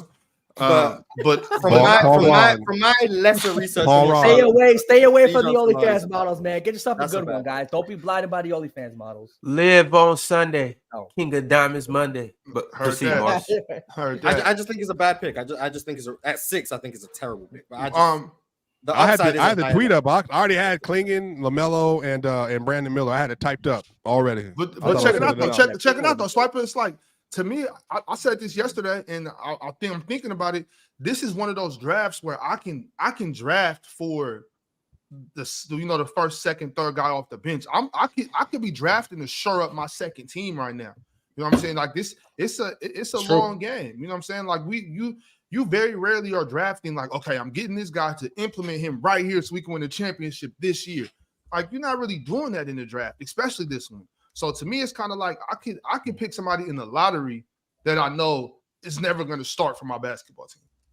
You know what I mean? Like I feel like an investment draft. That's a great point. Right, exactly. Yeah, that's a great point. I still think there was better options than him, even for that purpose. Yeah, if you want to bench wing, a bench 4, there were still better options than TidjaneSalaun, man. Tristan Da Silva, I think, is better. But like, I think they made an upside swing. And I'm not as high on his upside as I guess Charlotte are. But once like you said, they've definitely done more extensive research on these prospects than I have. Like they have whole scouting departments. It would be disingenuous of me to say I know more about these prospects than they do. I just think they've got it horribly wrong.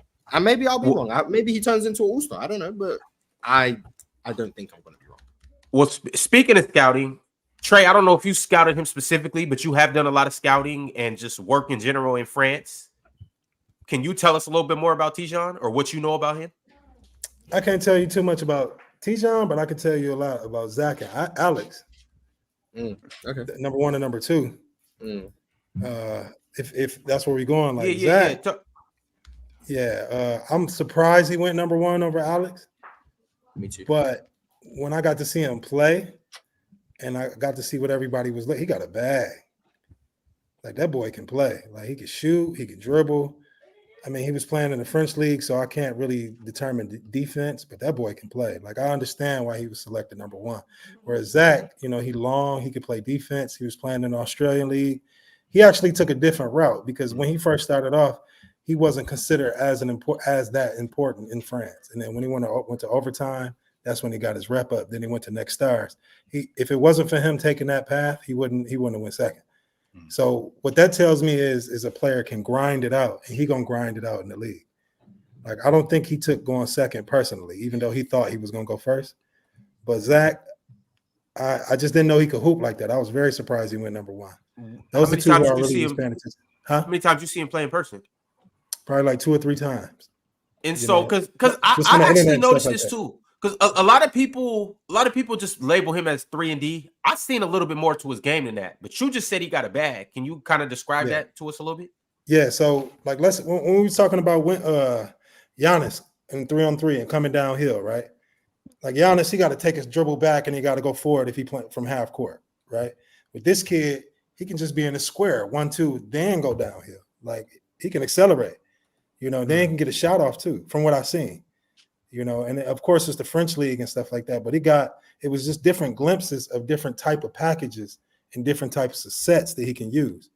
Whereas Alex, when you talk about that, you talking about in like literally in the literal sense of going forward with your moves, as opposed to Giannis having to regroup and change his direction. Instead, he could just bam, bam, and get straight to work. Yeah, and then go downhill. Okay. Right. So, like, let's say Giannis, for example, he either got to catch it off the fast break and go straight, or he got to take his dribble back to accelerate, then go downhill. Right. And Giannis don't have no move, so it's either going around or something like that. But this kid, he can be in a square, so he can catch it off the triple threat, Then he can take off the one, especially being so tall. Then he can interchange. Then he can pull up too. Like my job as a trainer, I teach moments and I teach efficiency. This kid, if I was able to work with him, I could maximize his efficiency based on those moves.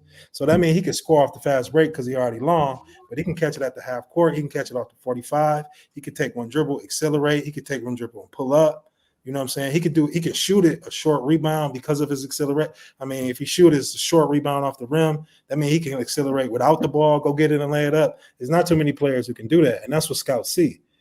They see more than just dribbling. They see more than just scoring. They see like the intricate pieces to get those second shots, to get the defensive rebounds, the offensive rebounds, your specific movements, coming downhill within plays. It's like so much more to the game than people see. So, and that kid, he has that ability. It's not even about the league that he playing in. It's about the specific moves without American teaching that he already had. You see what I'm saying? That's why Vic works, because that's why he was such. It wasn't just his height. It was his skill set without the whole American teaching thing. And then once Tim got over there, he really broke it down for him. And that's why it transitioned so quick in the NBA. Like Vic gonna go down is one of the greatest players ever because of his ability to learn so fast. You see what I'm saying? And that's why they invested into these French kids, because they're getting a taste of American culture more than everybody else. You see what I'm saying? And it's a combination of both the European game and the American game. And they learn it so fast and they creating their own styles within the game. You see what I'm saying? So that's specific. Trey, a lot of people don't know that French league is it's that style of pace, that style of play. Up and down, like fat, like yeah. But it's also half court. Like that's the thing. That's like what you got the Australian league. It's up and down, nonstop, right? But then the French league is up and down. But then you can get. It's not half court pace with plays. It's half court pace with isolation. You see what I'm saying? So everybody can dart down court. You can kick it to the 45, and they'll give that kid the ISO, or they'll give the American the ISO too. So that means with that specific ISO, especially if you get to the mid range, it's going to be a short rebound. So that means that help the guys on the other side can get. The French league is tough. It's just more about the style of play. EuroLeague, Euro Cup, all that. That's more about play sets. That's more about coaching. That's more about the specific Americans you got. But the French league is looking more and more like the NBA. Yeah, French league's a juggle for real. It's tough in that like French league. And I think that's why they're investing so much into French players, because you can almost say the French league specifically is turning into the European G League. Like for real. Like that's what this shit look like. So Trey, for like the Euro League, like the guy before you go to the Euro League, you go to the French League and get ready. Like that's like the step right below. Right. Because you already got teams in the Euro League, such as Asvel, such as Monaco, and then Paris. Yeah, they just moved into the Euro League too. But then you got the other teams around, like Dijon and Levallois. They just dropped their team. It's really strong. France got 3 teams in the EuroLeague? Yeah, now they got 3. Yeah. Yeah, okay. Yeah, and same thing with Israel. Like Israel, for example, they got Maccabi Tel Aviv and they got Hapoel Tel Aviv and Jerusalem. Every league got really, really strong. The reason why these teams be in the EuroLeague and they be killing, because every league got some strong teams underneath them to develop certain players. But France, I believe, is in charge of all of it. It's becoming the European G League, especially for French players. Like, I remember I was hooping at one ball, and it was like 5 or 6 young draft picks for 2027 in that joint. I was like, what? Like, you know what I'm saying? Like, and that's what it's becoming. Like, that's why I'm so invested in the France, because like these players, they really can hoop, man. And it's because they have adapted our culture. Like, they respect our culture. They love our culture, especially our style of play. You got other countries, they stuck. I'm not gonna say they stuck in their ways, but they stuck in their ways with coaching and with everything. They win too. Like, I ain't gonna take nothing away from the Spains, from the Italys, and nothing like that. But France, they really embracing our culture. They really embracing everything that's going on. That's why, away from the bullshit that I went through, I love France. You know what I'm saying? Because they really don't let that screw you up, neither, Trey. Don't let him screw it up for everybody. Don't let that one. No, don't let him screw it up for everybody, because France. Right. That's why I need to say what I need to say. Yeah. Don't let him screw it up for everybody, so people can understand how much I love France and the energy that they giving me. If it wasn't for France, I wouldn't be nominated for no Hall of Fame. You know what I'm saying? So, but they can play. Like I'm telling you, these boys can play. They love basketball. They love basketball. If like you remember back in our day when people used to go outside and hoop. Now in America they don't hoop no more. But in France, every park is packed. That's what I'm talking about. I love that. Yeah, they what we was in the 90s, early 2000s. Like I'm somewhat of because of my one-on-one shit, a street ball legend out in Paris. Because I'll be out there hooping with him and shit. And the cameras come out and all that shit. It's like videos of this shit. Trey, and then next thing you know, I'm going to train some NBA player. If me and Big Ox pull up this summer, we can go hit the blacktop. I swear to God, that's why I want y'all to come. First of all, we need to get a 3-on-3 team. Ox ain't nothing that goddamn big. We can run that. Marcus, answer your question, Marcus. It's orange today. That's what it is. Yeah, because I still got the juice. I'll cook all y'all. Like I still got it. I ain't got it. Trey, I'll be lying to you, Trey. If I had it, I'm definitely down to come outside. I ain't got it no more, bro. You could be our coach. Trey, you see, if I still had it, I'm definitely down to get it on. I ain't got it no more. You can be our coach. You could be our coach because they got the Red Bull tournaments. They got FIBA 3-on-3s. My specific gym. When did those start? It's all summer. It's all summer. You see Ron ducked you in Seattle. He was. Nah, I mean that was. I was in Portland. Yeah. I know it. Yeah, but no, I'm dead ass. Like next summer, if y'all want to come out, I'll help y'all get organized. We could do a whole circuit. They got the Red Bull circuits. They got the FIBA circuits, just to even help the platform. And then like we can go to street parks. We can do all that. Like like it's real out here. Yeah, I'm trying to come get down. Do that, for bro. real. We gotta do that for sure. Yeah. So, all right, y'all. I actually got to take off. All right, bro. All right, you out? Talk to you. Yeah. I appreciate y'all. Coming through, Trey. Y'all letting me speak my voice. You know. Merry Christmas. Yeah. All right. Whenever y'all want me on, let me know. Huh? For sure. Okay. It's the summer, you know. We got the Olympics. We got a lot of other things going on. It's gonna be summer league, so we're gonna have some of these guys from over there playing. We're definitely gonna want your input and all of that good stuff. So definitely gotta have you back soon. And let's really organize for y'all to come out here. Yeah, no doubt. All y'all, like I'm with it. I mean, you know, Mars is in the UK. Yeah, I'll put up Mars ain't really that far. Mars, what's like France? Mars can take a train. You can take a train, right? I was just chopping it up with those boys from SBB who be going to court. I see them on like Instagram and TikTok. Yeah, I got a court in Tribeca, Manhattan. They about to do a little thing on that. Like a little street ball court. Yeah, so that's dope. Yeah, I'm out here. So all right. All right. Where can we find you at, Trey? Before you get out of here. Where can the people find you? Where can the people find you at and follow you and see your content? On Instagram, Tremaine Dalton. Just my full name, TREMAINE DALTON. Or you can go to my website, theprocessbasketball.org. Yeah, you can see everything. Like I just dropped a video game. You saw it, you know what I'm saying? That shit in 24 hours was top 9 in the App Store. You know how hard that is? You know what I'm saying? I got 3 of them joints. It's just a vanity project, you know, my hoop and shit. But yeah, you can check me out anywhere. I appreciate y'all for real. No doubt. Appreciate you for coming through. All right, I'm gonna get with y'all. Bro. All right. Take it easy, Trey. All right. DSG also said, who are your first round winners and losers? I love what winner got to be Minnesota.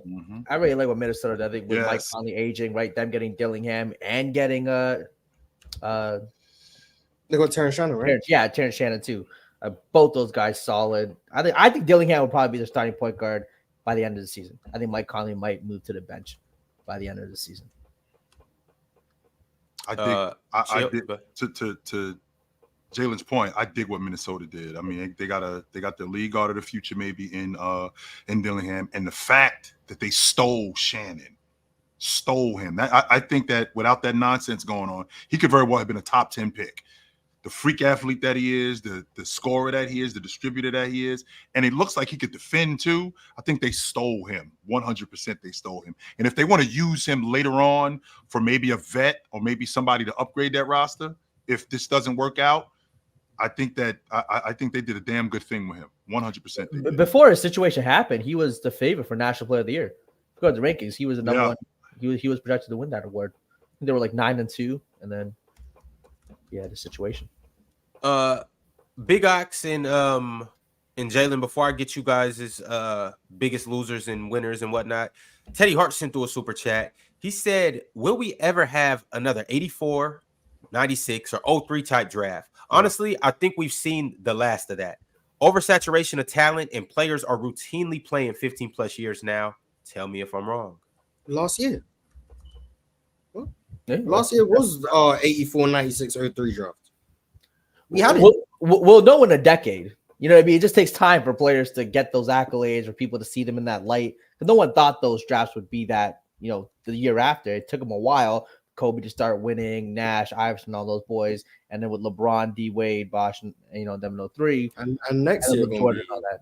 Yeah. Next year's draft is going to be very interesting too. So it just takes a while to see what all the players, how they kind of turn out. Yeah, and you never know when these drafts are going to be like that. Like, obviously, Jordan was generational. We knew that coming in, and I'm pretty sure Hakeem too. The 96 draft, it was some good talents.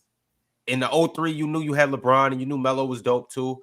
But it's the other collection of guys. A draft can't just be made off one guy. It's the other collection of guys. And how Jalen just said, you don't really know that until 8 years later. It's a lot of drafts that we thought were going to be weak that ended up turning out to be strong because 8 to 10 years later, you were like, no, this dude's good. But also, this second round guy was good. This guy who got drafted at 24 was nice. It's the whole collection of the draft. It's not just the top 5 picks.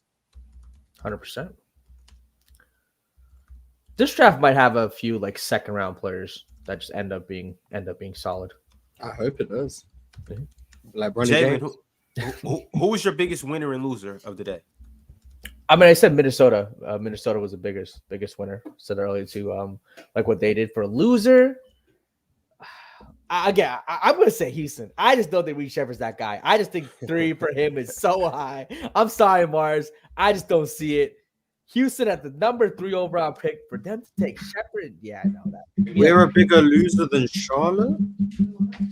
Yeah, because 3rd overall pick, you could have really, man. You could have. Who should they have chosen, Jalen?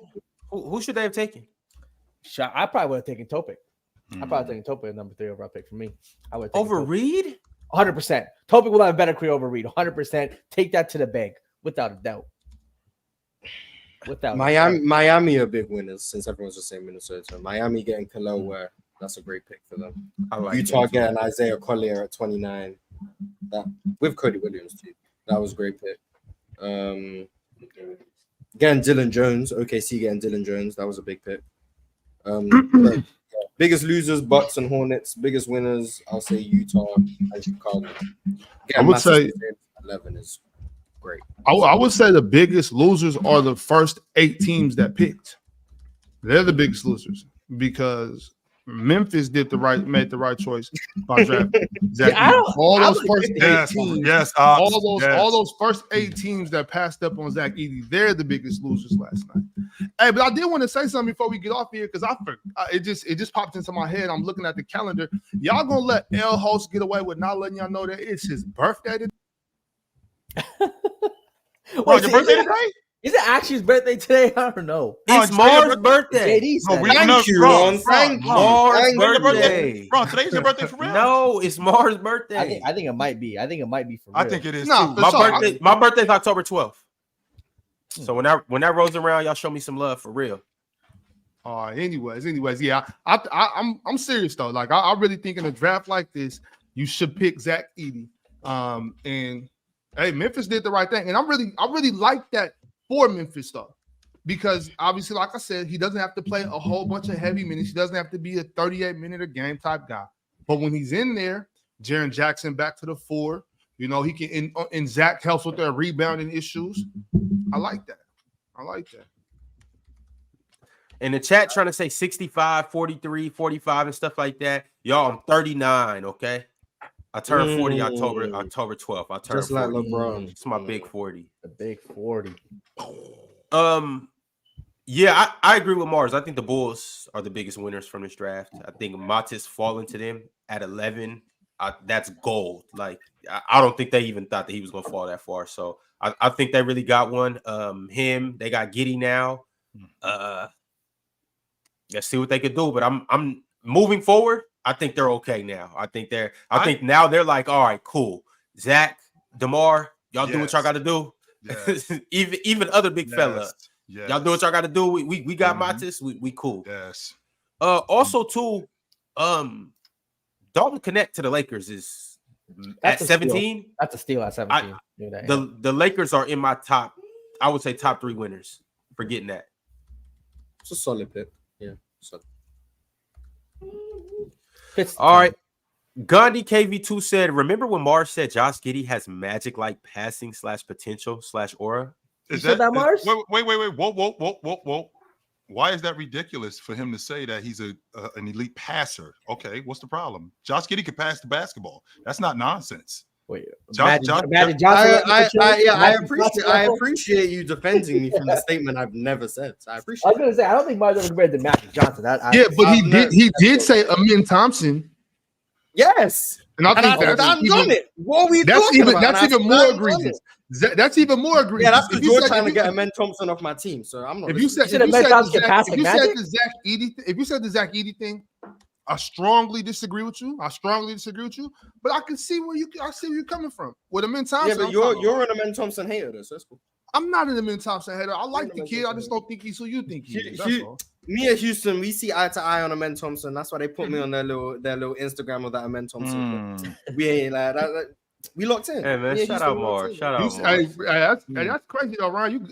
Mars, you good in Houston. Like Houston has adopted you. They know. Yeah, next time you got motion in Houston. They gonna make the Jalen Green edit next. They're gonna talk about how I've been saying he better than MJ at the same age. Or like we locked in. I'm sure you got a single clip on the way too. Yeah, hey, he gave Wemby 45. What we talking about, man? They gonna y'all gotta tag the Houston Rockets and all of Mars's Houston takes. Yeah, man. They gonna have he gave Wemby 45. That's gonna be on the clip 1000%. Then they're gonna show the highlights of him giving Wemby 45 because he gave him 45. All right, there you go. We got some members, the biggest of which being No Chill Gil. And shout out to Gil for tapping in, man. Appreciate you for. Hey Gil, brother. Open invitation for you to come up here. Hey, come cook with the panel.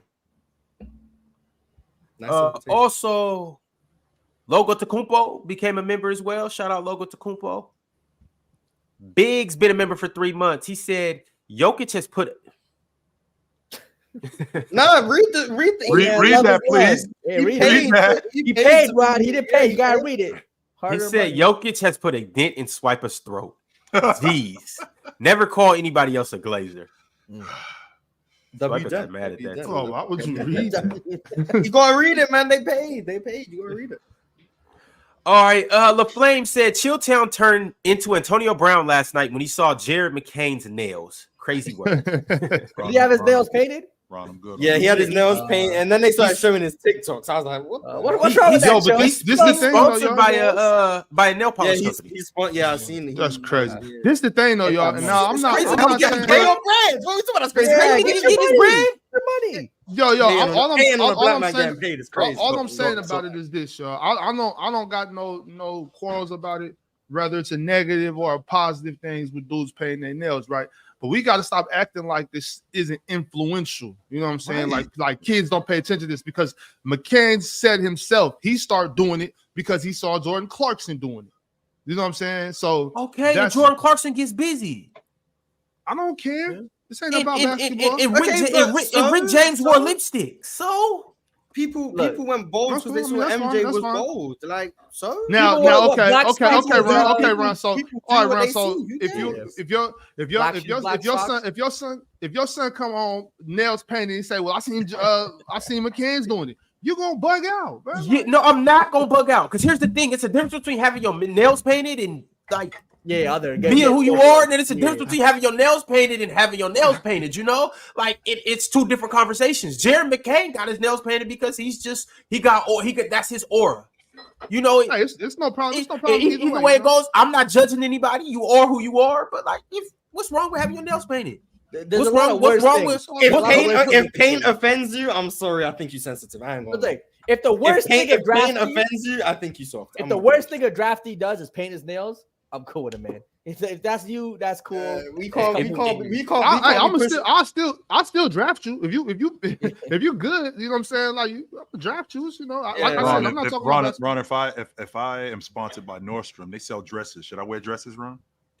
It's up to you. Chill. Yeah, I mean, it's up to you to accept. It's up to you to chill. accept the money. If you accept the money, then yeah, you're probably obligated to wear the dress. Hey, But chill, if you don't want to be sponsored by someone who does stuff that you don't want to do personally, then you don't take the money. It's not that hard to understand. Like, I'm gonna be honest, like, we can't be saying masculinity, being a man, all of that stuff, and pain offends you. I'm sorry, like, that's just soft. That's just so. If paint on another human being is bothering you, not paint, Mars. Don't just say paint That's like what it he is, painted it's his paint. body, painted his nails, which is what women do. okay, what females do. So what? Okay? So what? Are you painting your Chill nails? Why old does it school, bother man. you what Chill he old does? school with it. I'm gonna be honest. If it bothers you what other people do with their body, that's on you. I disagree. I'm Wear not. what you want, paint what you want, get a tattoo Now of what what you you're want, doing, that's Mars, on you're you. turning I this don't into care. something else. That's This what is it is. something- You're bothered by no, what it's not. he's It's doing. something as simple as somebody painting their nails. Yes, right. This is exactly. all It's it that is. simple, and people are It's bothered by simple. it. Now It what you're literally turning it means into, right? And it's just something as simple as not liking pepperoni on pizza. Yo, I don't eat it. I don't. Yeah, but then if you say, But the "Hey, point I'm is bothered that- by the fact that you're eating pepperoni," like, what we doing? No, I'm Someone not else can saying- eat pepperoni if they want. Same And way he it's- can paint his It's just nails. no, Mars. And It's even just if you he does- eating even if he does pepperoni. want to eat it, that doesn't negate the fact that I can still have feelings about it. Yeah, What you that can say mean? I don't like pepperoni, And I don't. the And same way you can exactly say what I don't said. want to paint I'm not my nails. influencing people. It's Don't not like paint I'm your going. nails It's then. not like Well, I'm telling everybody, hey, Mars. do not go to stores and buy fingernail polish because this dude is doing it. I'm not doing that. I just said, yo, I don't get with that. Yeah, That's what I that's said. fine. If That's you all don't I want to said. paint your nails, said I don't don't get paint your with nails. Ain't no one saying go paint your nails. You don't have to paint your nails if Right. you don't want to. Or And if you have to paint his all nails, this- Chill have to paint his nails. I don't have to paint my nails. But All this if you're is bothered fine, by Mars. someone else choosing to paint their nails, that's weird to me. That's All I'm of saying. it's fine, Mars. It's like it's no big deal either way you spin it. It's no big deal. It's no Exactly. big That's thing. literally It's just me. We at the table, Mars. You eating pepperoni? I'm like, oh, you eating pepperoni? That's nasty. Right. I'm gonna keep eating my pizza and keep going. And what you're not going to do, Ox, is you're not going to tell. I'm not gonna take your pizza and throw it away like Mars. Or You can't eat this. tell the dude who owns Yeah, the pizza and place, that's what I'm saying. Don't That's sell literally what I'm pepperonis saying. no more. No, you ain't doing that. Yeah, and that's It's no all I'm big deal, saying. y'all. Everyone's entitled. Like, I'm okay. Clarify. People who want to dress how they dress, paint their nails, whatever. That's your prerogative. People can have their opinions on that. Fact, If you fact. if you wouldn't paint your nails personally, no one's forcing you to. If you would paint your nails, go ahead. No one's telling you can't. I just find it interesting that we're having a conversation about whether or not it's a bad thing or a good thing that he like. Who cares? Like, Yeah, but don't anywho, you think it's kind of funny that they're making segments about his nail polish? Like, if me or Chill are gonna get a little backlash for being like, damn, bro got his nails painted, like that's weird, right? If we can say that, yeah, and I think it's stupid that they're trying to display it everywhere. Real quick, Mars, and still not have any malice in our heart towards it. We just simply saying like, bro, come on, like, we don't do that. Typically, we used to not do that. They doing it now. We used to not do that though, and that's all we saying. But I also think it's like I probably wouldn't have noticed if we didn't have this whole segment about it on ESPN and them talking about, oh well, I saw Jordan Clarkson do it. Like, bro, don't nobody cares for that. I'm with you that way too. The idea that everything. You think they're pushing an agenda? Fellas, Yes. we gotta move on, though. I got a lot of super chats, yo. Yo, Jalen, my sons can't eat no pepperoni pizza. I hear you. we got a lot of super chats. I do also want to say that was a good pickup for Philly. So I'm shout out to Jeremy Kane for getting drafted and shout out to Philly for getting him. Football Breakdown said number 3 is taken, so you know what number he's getting. # Connect 4. I like it. I like that name. Yeah, Connect 4. That's actually not cool. Alan L said Jalen just like me for real. L Ox and L Dub. What? He's a guzzler. That's crazy. Mars? Yes or no? I'm not allowed to say that anymore. Okay. Yeah, the higher ups got a hold of you. Yeah. Hey, man, one day it's just a phone call. One day, Public relations and all that stuff. I'm not allowed to do that. Mars and Dub gonna get on a FaceTime one day, man. Hash it out.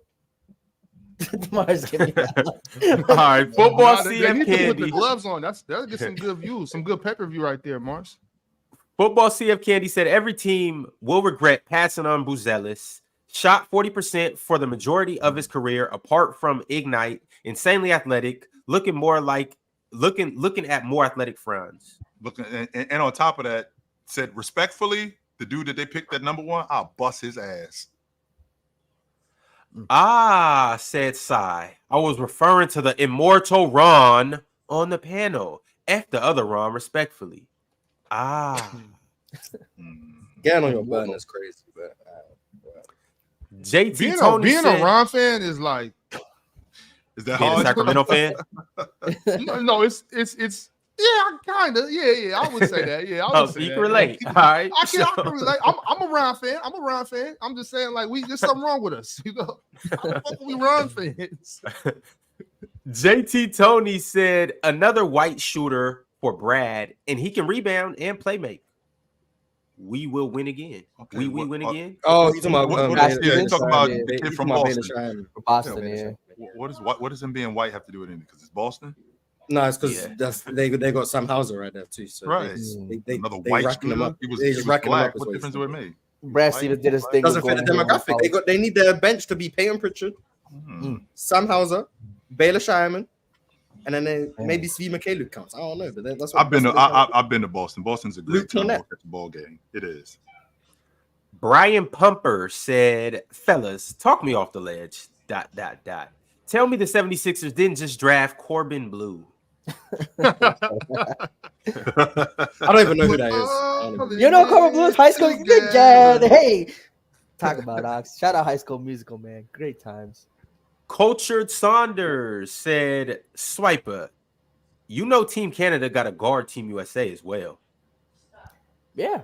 I mean, it's only 5 people on the court at once. I know Team USA's roster, obviously 1 through 12, amazing. Well, there can only be 5 guys on the court. Cultured Sonder also said Team USA is Steph, LeBron, KD, AD, Bam, Tatum, JB, Jalen Brunson, Kawhi, Hallie, D. Mitch, Booker, etc. You missed Anthony Edwards. No. That just shows how much of a squad we got. This is squad. QP became a member today too, so big shout out to QP. I got a bunch more to get into, so let's go ahead and do it from the top. Brat said crazy conversation to have in June. ... Love is love. Yeah, we basically at the end of June. Yeah, who cares? Context clue said thoughts on Stephon Castle to the Spurs. It's what I expected. I thought they'd keep Dillingham. I thought they'd keep him. I think he would have been interesting with yeah, that was kind of surprising. Spurs, yeah.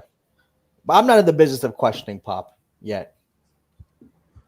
Cultured Saunders said, happy B-Day, great grandpa Ron. Grandpa already? Yeah. Life moves fast, Jalen. Double MG Sean said, my GOAT Ron, a.k.a. L host, happy B-Day. Appreciate you, Double MG. Steezo313 said, no.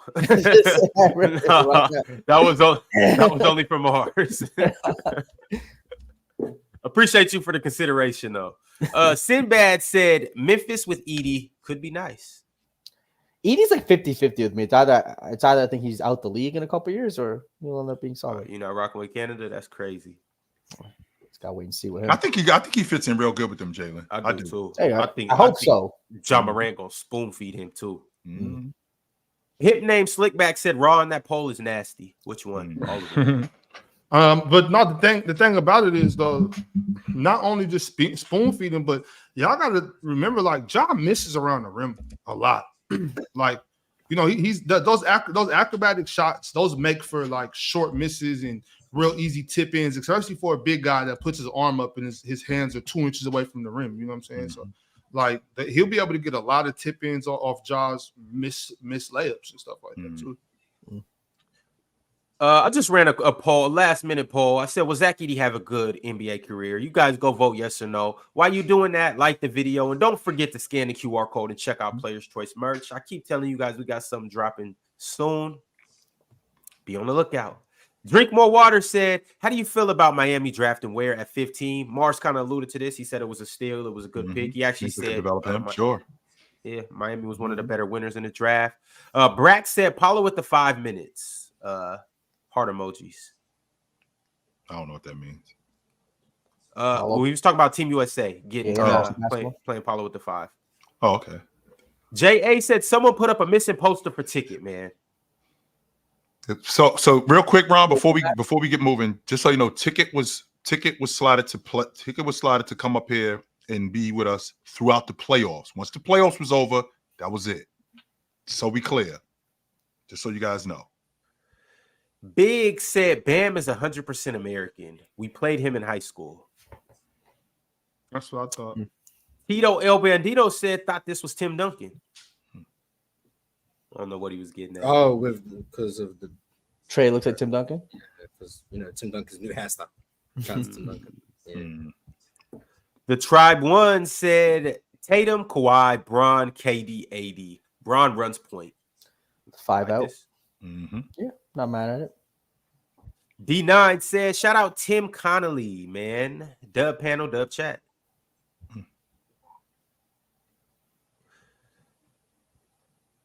Produced by P said, did Atlanta get the best player in the draft? Nope. Even though we're going to find out, but the consensus says no. In fact, there are players who actually said no. One of the players is in Chicago. He think he better than him. He said that. So no. I actually can't wait for Summer League. Even though Summer League's never a good depiction of what a player's career is going to look like, but it just is good to see see these guys on the court and put a face to the name and actually put game to the name.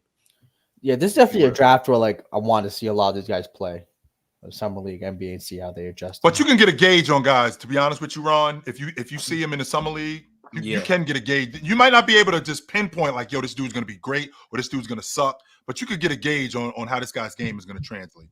Mm-hmm. One buddy said the chat clears, and I'm not on the fence about that. Man, hey, I'll stand with that, buddy. Football CF Candy said Buzelis equals biggest steal. He's more athletic. He's a more athletic Franz. I think it's Shannon, to be honest with you. Shannon and the kid Dunn. Liam said, anyone think the Knicks should trade for Aiden? No, absolutely. What, Julius Randle? The Knicks are just give it a shot with who they have right now. Well, I don't hate that, yo. I don't hate that. I'm gonna keep it real. Because I believe they got iHeart re-signed, right? Not yet. No. Okay. Well, if they can get Isaiah Hartenstein re-signed and they let go of Mitch, I wouldn't be mad at trading Julius to Portland and getting DeAndre Ayton, even though they got to have a mattress ready for him before he touches down and all that other dumb stuff. I don't want to move off of Julius. I don't want to move off of Julius. I know you don't chill. I think Julius is better than in my scenario.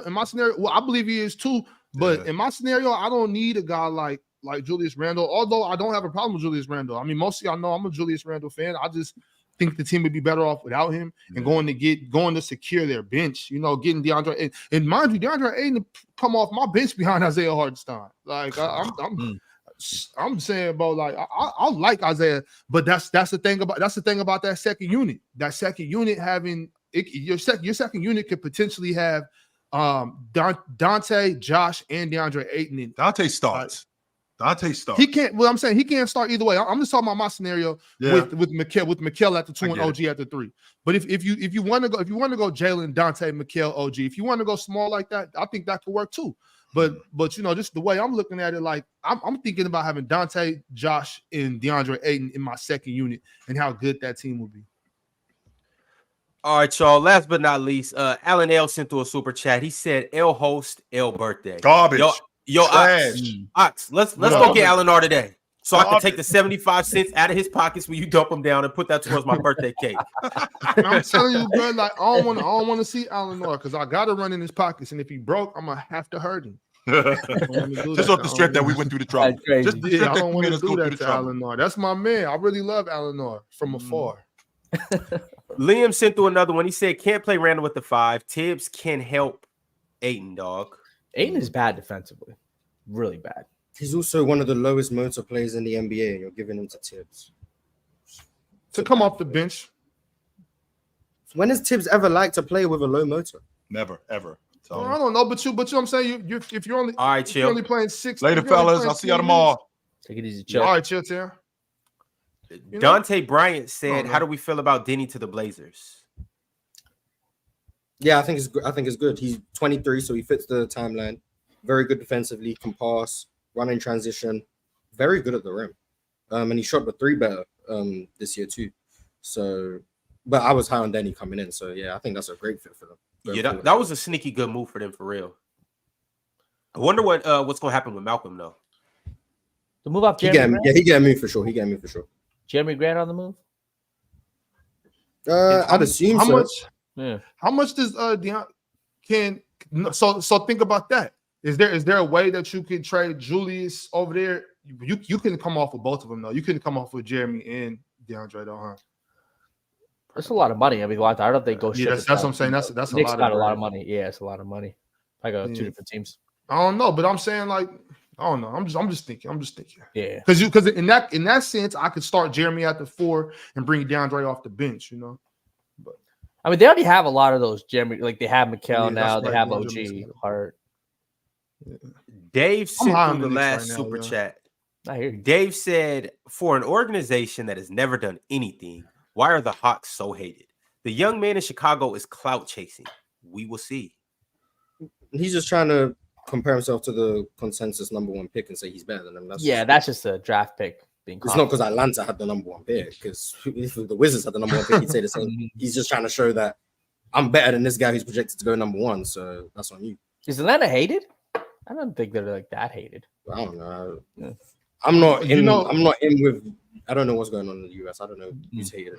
You know, but you know how people are though. If like Jalen, if you were to do like a survey and you just made a simple statement to 100 people and then you had them write down what that means about you. If you walked up to 100 people and said, "I love Pepsi," those about 60 of those people will write down, "Jalen hates Coke." True. You know what I'm saying? All I said was I love Pepsi. You know, well, that means you hate Coke. All right, y'all. Last but not least, Liam snuck another super chat in. He said Boozer's D was bad. Tibbs loved him. I'll cook all day. He said motor, not defense. I said motor.